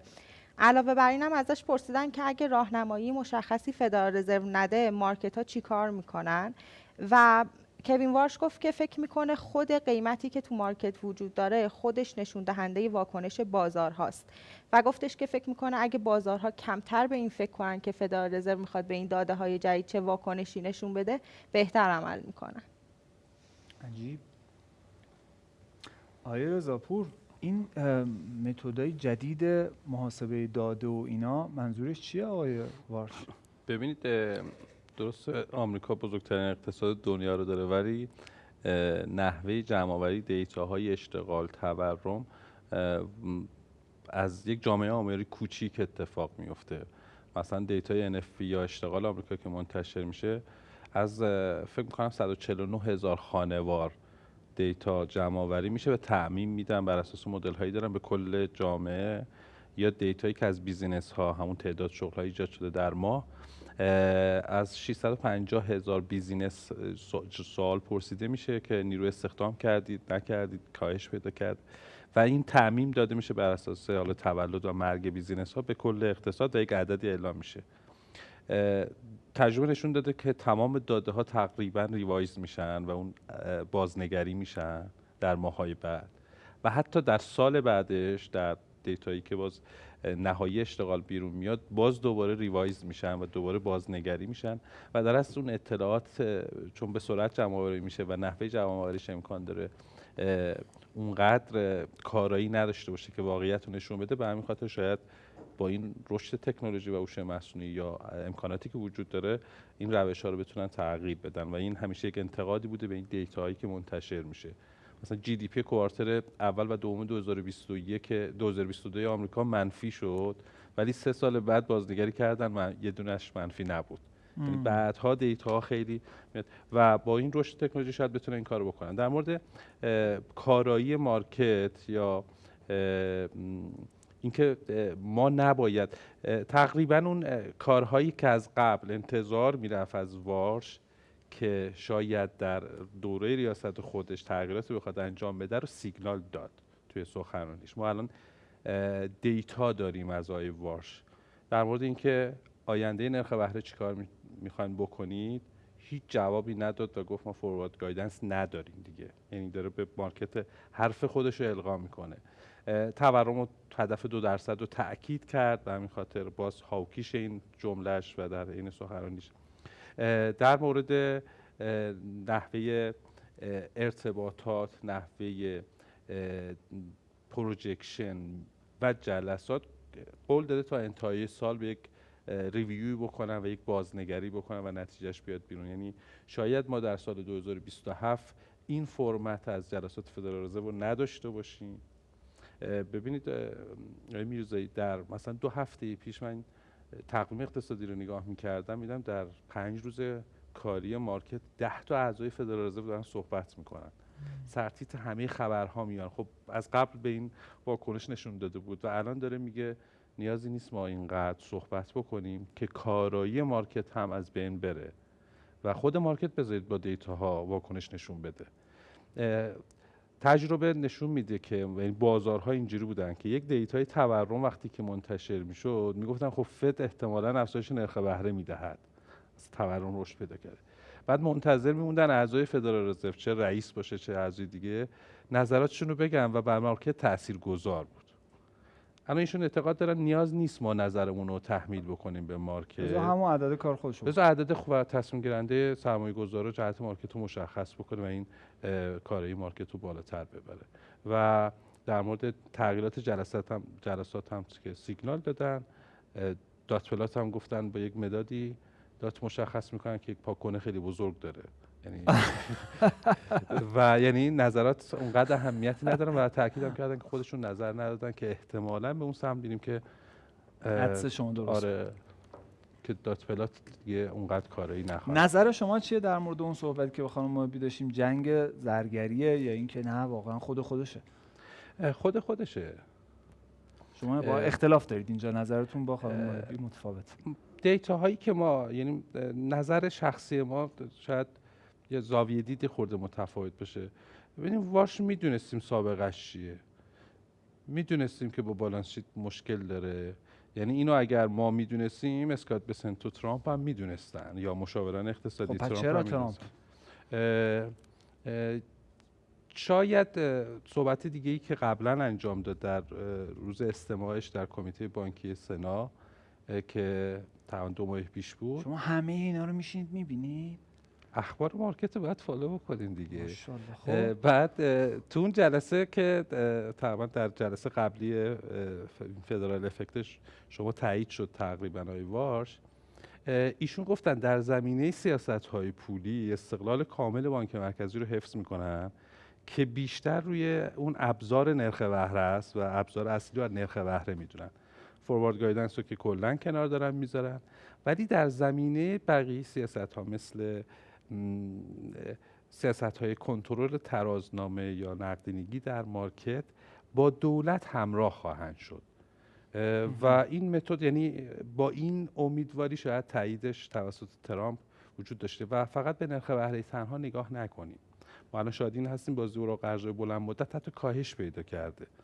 یعنی نرخ بهره کوتاه مدت آنچنان مهم نیست و برداشت مارکت از این مسیر آینده به نظر مهمتره.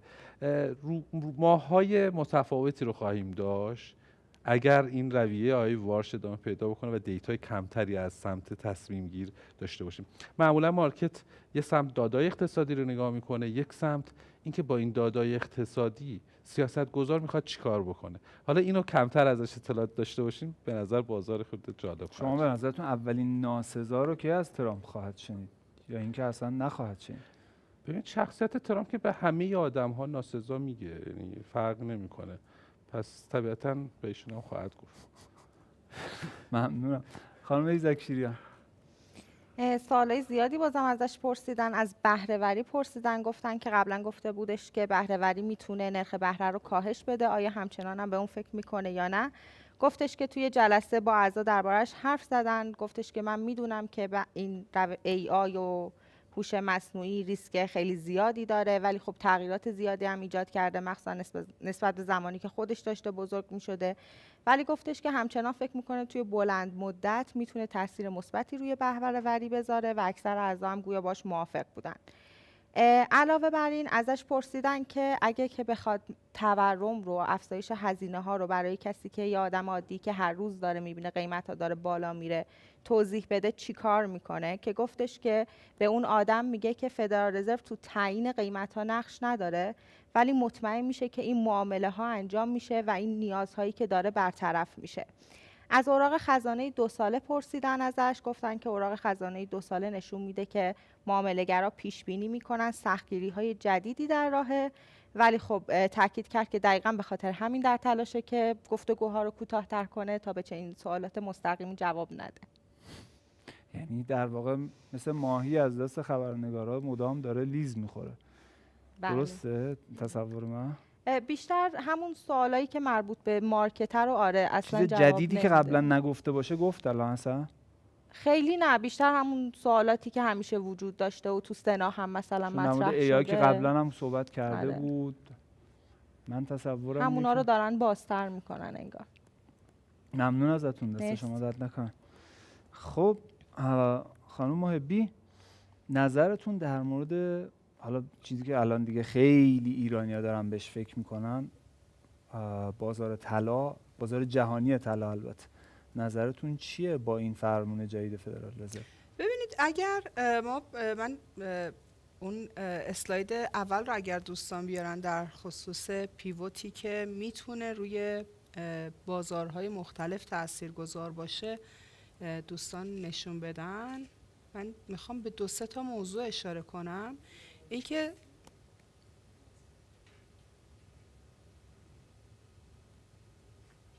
اومد در بحران ها اگر نگاه کنیم،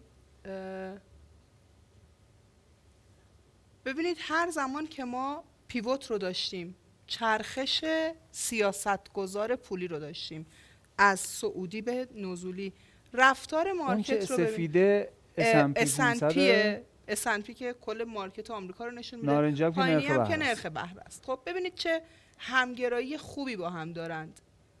خب این تا سال 2023 نشون میده که و حالا نیفتاده به خاطر رنگش، تمامی این چرخش ها در زمان یک بحران بوده و ما الان در یک بحران میتونیم باشیم. آیا اون اولیه بحران دهه 60 بوده؟ بله چی دهه بوده بحران دهه 60؟ زمانی که ما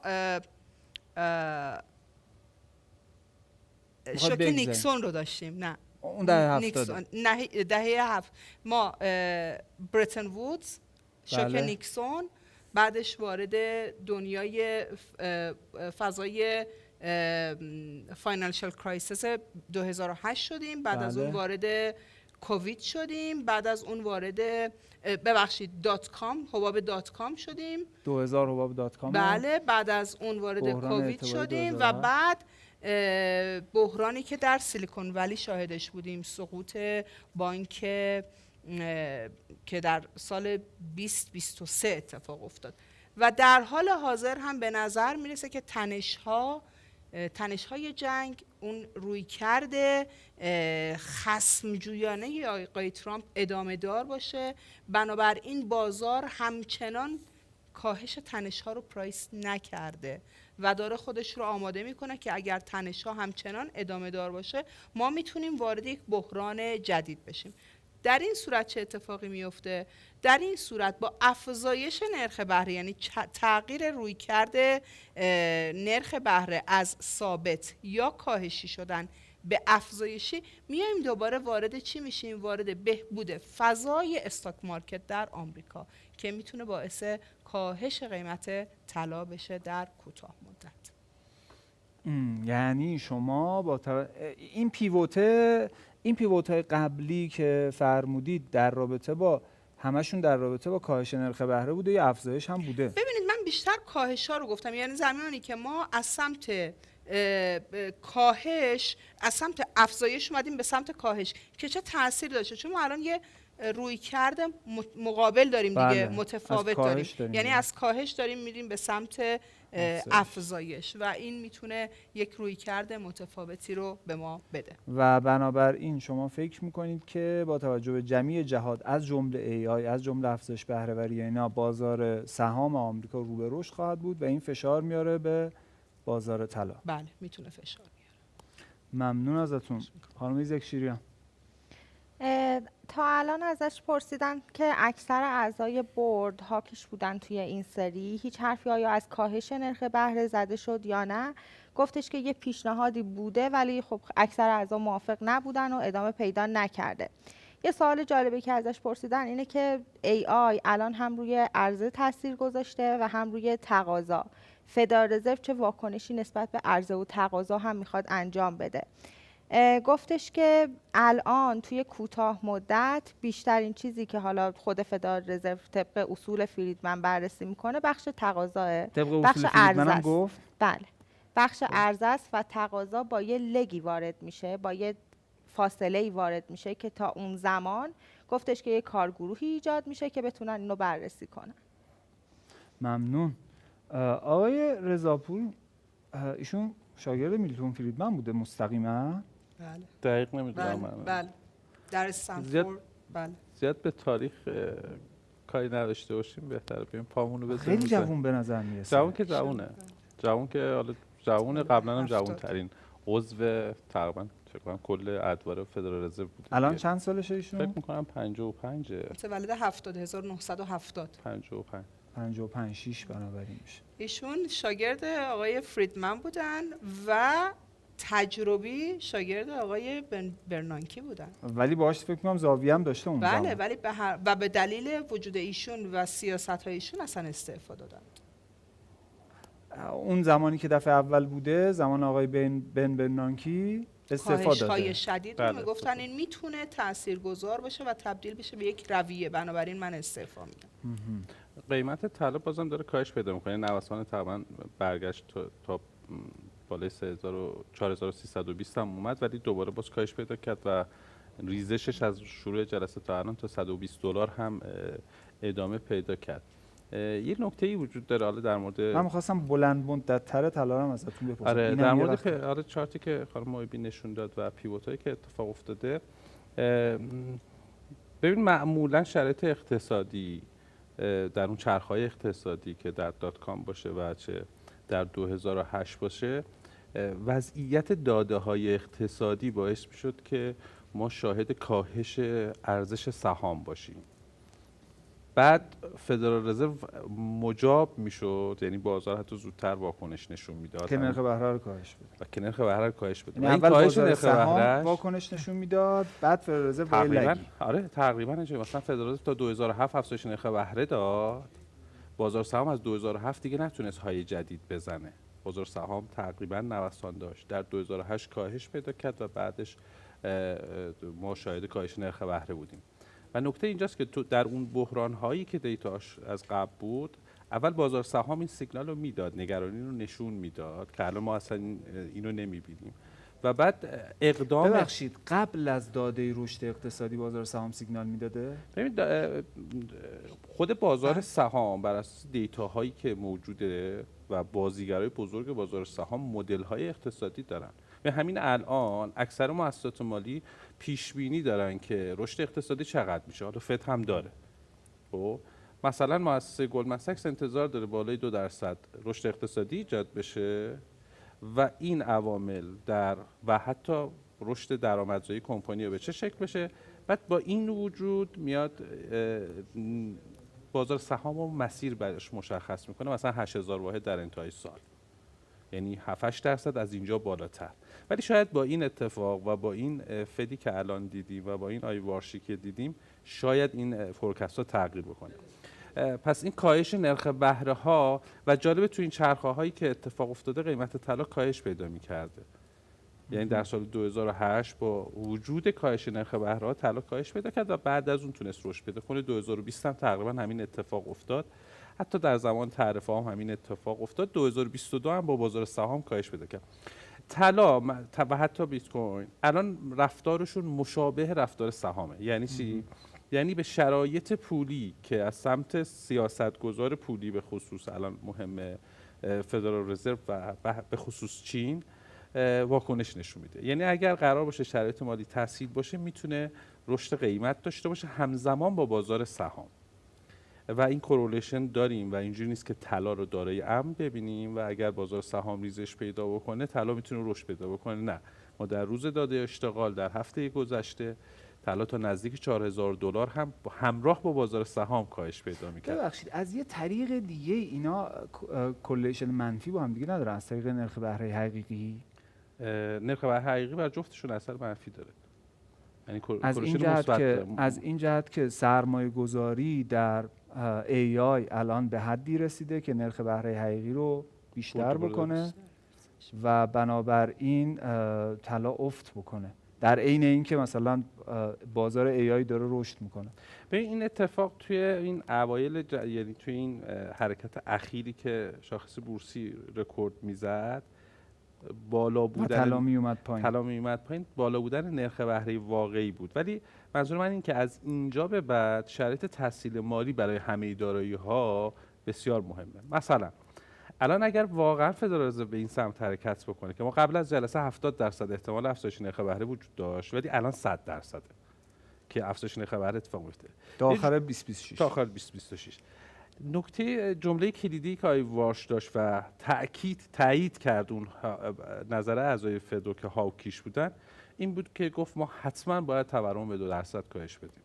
یعنی اون مماشات 5 ساله یا 60 ماهی که شما بهش اشاره کردی در مقابله با رسوندن تورم به 2% رو خیلی روش تاکید کرد و این یک اقدام هاوکیش یا یک انتظار از فد هاوکیش رو در مسیر پیش رو خواهد داشت بدون اینکه زیاد هم حرف بزنه. ما تورم 2% جزء اهدافمونه.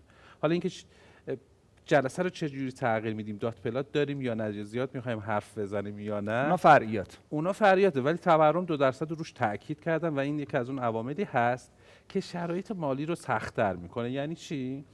یعنی در کوتاه مدت بالا بردن نرخ بهره‌های کوتاه مدت یا مقابله با این تورم باید سرکوب تقاضا انجام بشه تقریبا، چون تقاضا واقعا تو اقتصاد آمریکا بالاست و مصرف بسیار بالاست و این امکان داره انتظار از رشد اقتصادی رو در سال بعد، در انتهای سال و در سال بعد تغییر بده و این توی مدل‌های اقتصادی مؤسسات مالی بزرگ که دیتاهای خیلی زیاد دارن این پارامترهای جدید وارد میشه و احتمالاً مثلا شاخص S&P دیگه اونقدر بالاتر نباشه و اگر این فضا رو داشته باشیم طلا روزهای سختی رو خواهد داشت. یعنی حداقل در کوتاه مدت چند ماهه، قبلا هم گفتم طلا دلیل محکمی میخواد برای رشد. شاید وارش و جلسه میتونست کمک بکنه، ولی به نظر وارش هم اصلا به کمک این طلایی که جنگ زده بود نیامد. من یه سوال بپرسم در مورد داده ها و مدل های این مؤسسات معظم و بسیار خفن اقتصادی. اونم این که اکثرا طلا رو توی سال جاری آل تایم هایی براش پیش بینی می‌کردن. تغییر کرد بعد از جنگ. اینا واقعا چقدر قابل اتکا هستش چیزایی که علنی اعلام میکنن اینا؟ پیش بینی هاشون مثل همین مداد با یک پاکونه بزرگه. شرایط تغییر بکنه مدلشون تغییر میکنه، نه اینکه مدلشون پای اساس نداشته باشه. با یک پیش‌فرض هایی به یک خروجی میرسن برای هر دارایی که میخوان پیش بینی بکنن. مثلا گلدمن ساکس ابتدای سال گفت انتهای سال 5400، ولی تو ماه ژانویه ما رسیدیم به 5400. بعد که حالا جنگ اتفاق افتاده الان فورکست جدیدش گفته بازم 5400. بعضی از مؤسسات 500 رو اعلام کردن. ولی به نظر شرایط اقتصادی آمریکا به نظر من رسیدن به $5000 در صورتی که شاید اوایل سال ما انتظار شاید این اعداد داشتیم چون قیمت خودش بالا بود، 5000 بالای 5000 بود. ولی الان خیلی کار سختی داره برای رسیدن به 5000 چه برسه به 5500 که رکورد تاریخی بزنه. توی این ماهای پیش رو دیتایی نداریم که کمک بکنه.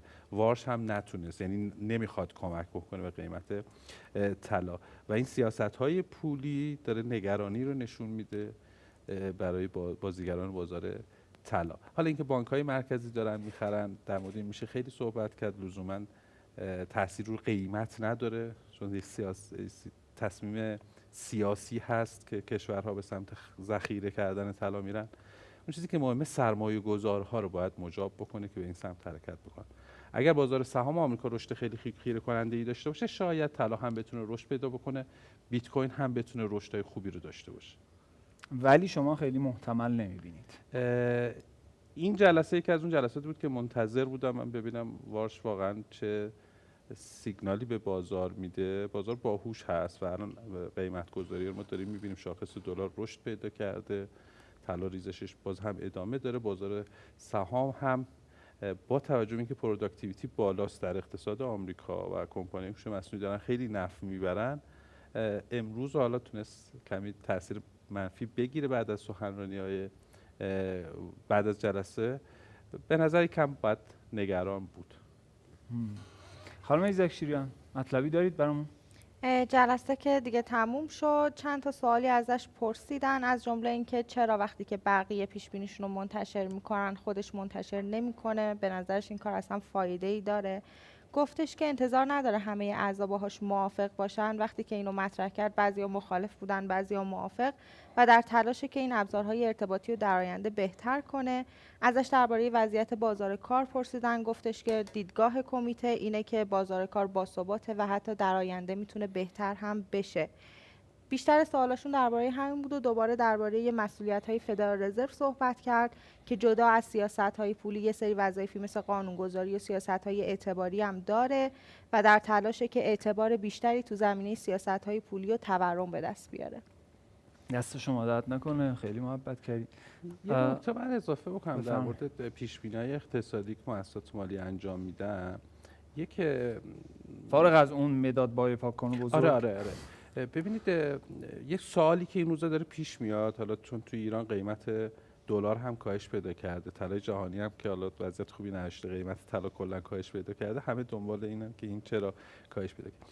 ما اثر نفت بر جنگ به این فرمت بود که توی جنگ اوکراین هم تقریبا همین اتفاق افتاد. وقتی که تورم در کوتاه مدت بالا میبره تنش‌های ژئوپلیتیک و باعث میشه اقدامات بانک‌های مرکزی تغییر بکنه به سمت برخورد با اون تورم، طلا رشد پیدا نمیکنه با اون تنش ژئوپلیتیک. یعنی چی؟ یعنی انتظارات تورمی در کوتاه مدت رفته بالا ولی در بلند مدت کاهش پیدا میکنه چون بانک‌های مرکزی وارد میشن. این نکته‌ای که الان ما توی این 2 هفته اخیر که قیمت نفت حتی به زیر $80 رفته برنت رسیده، ولی انتظار از نرخ بهره فدرال رزرو تغییری نکرد. این یکی از اون سوالاتی که خیلی دارن میپرسن. یعنی ما میگفتیم تنش خاورمیانه یا جنگ ایران و آمریکا باعث شد قیمت نفت بره بالا، تورم در آمریکا انتظارش بره بالا و فد باید نرخ بهره رو افزایش بده. الان قیمت نفت برگشته، چرا انتظار از نرخ بهره وجود داره که افزایش پیدا بکنه؟ ما به واسطه تقاضای بالا در ساخت دیتا سنترهای هوش مصنوعی قیمت یک سری از تجهیزات الکترونیکی به خاطر کمبود مموری به عنوان مثال که قیمتش به شدت افزایش پیدا کرده در دیتاهای تورم تاثیر داره. گلدمن ساکس مدل کرده بود که حتی هزینه‌های استفاده از هوش مصنوعی که افراد دارن انجام میدن، اثر این تقاضا در هوش مصنوعی از اثر نفت بیشتره در تورم سالانه آمریکا. یعنی ما یک تورم ساختاری داریم، یک کاست پوش داشتیم، یک از سمت تقاضا داره خودش نشون میده و اون باعث شده که بعد از اینکه قیمت نفت کاهش پیدا کرده نگران اون قسمت از تورمی که داخل اقتصاد آمریکا هست. به همین خاطر با توجه به اینکه اثر نفت هم فرض کنیم تفاهم شده و فکر می‌کنم متن تفاهم هم ابتدای جلسه منتشر شد از سمت آمریکا، تفاهم ایران و آمریکا متنش هم منتشر شده. اگر تفاهم هم اتفاق افتاده و نفت قیمتش پایینه ولی تورم تو اقتصاد آمریکا از یک جای دیگه است، به همین خاطر فد مجبور افزایش نرخ بهره شاید بده، به اون سمت داره حرکت میکنه یا فعلا مارکت انتظار داره و خودشون دارن این سیگنال رو میدن و این باعث میشه که برای دارایی ریسکی اقدام اتفاقات خوبی رقم نخوره. دست شما درد نکنه. سرکار خانم محبی، آیا مطلبی هست که دوست داشته باشید بگید و فرصت نشده باشه؟ من فکر میکنم این جلسه‌ای که امروز داشت آقای وارش بیشتر با هدف تثبیت جایگاه خودش و دادن یک رزومه به مردم آمریکا بود. اون چیزهایی که بیان شد در قالب اینکه من تغییر خواهم داد، از بالانس شیت بانک مرکزی گفت، از تورم 2%، از مسائلی که گفته شد، من انتظار دارم که اینها کمی تعدیل بشه در آینده. بیشتر خودش رو خواست در قالب یک فرد مستقل معرفی کنه و بگه که آن چیزهایی که در رابطه با من به عنوان سکاندار اصلی فدرال رزرو گفته میشد، مخصوصا چالش هایی که در سنا داشت، فکر میکنم که تلاش داشت که اونها رو از بین ببره و بتونه یک فضای جدید رو بیاره. در کنار اینکه فکر میکنم که تلاش ایشون برای نظم دادن به بازارهای مختلف، مشخصاً کریپتوکارنسی ها و تغییر رویکرد معامله‌گران توی بازار رمز ارزها، فکر کنم از مسائلی باشه که ما در 1-2 ماه آینده زیاد، یعنی اینکه بیاد مثلا کریپتوها، بیاد مثلا بیت کوین یا کریپتوها رو بیاد واقعا به عنوان ابزار پرداخت بهشون نظم بده یا به عنوان یک دارایی رزرو، دارایی امن، بیاد بهشون یک شکل و شمایل قانونی تر بده. فکر میکنم که منتظر این باید باشیم در کوتاه مدت.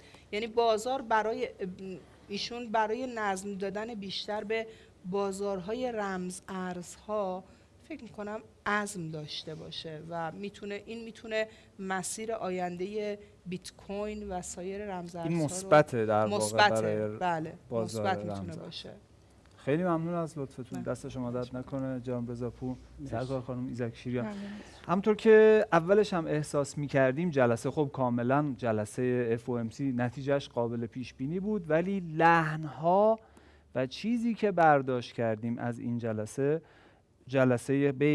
فدرال افکت خودمون رو خیلی جذاب کرد، برای من خیلی قابل استفاده بود و کلی چیز یاد گرفتم. خیلی از مهمانان و کارشناسان برنامه متشکریم، مخصوصا از سرکار خانم ایزک شیریان که اگر نبودن این برنامه یا این ویژه برنامه فدرال افکت هم نبود.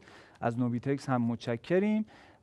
با شما خداحافظی میکنم تا 6 هفته آینده و فدرال افکت 7. خدا نگهدارتون، شب شما بخیر.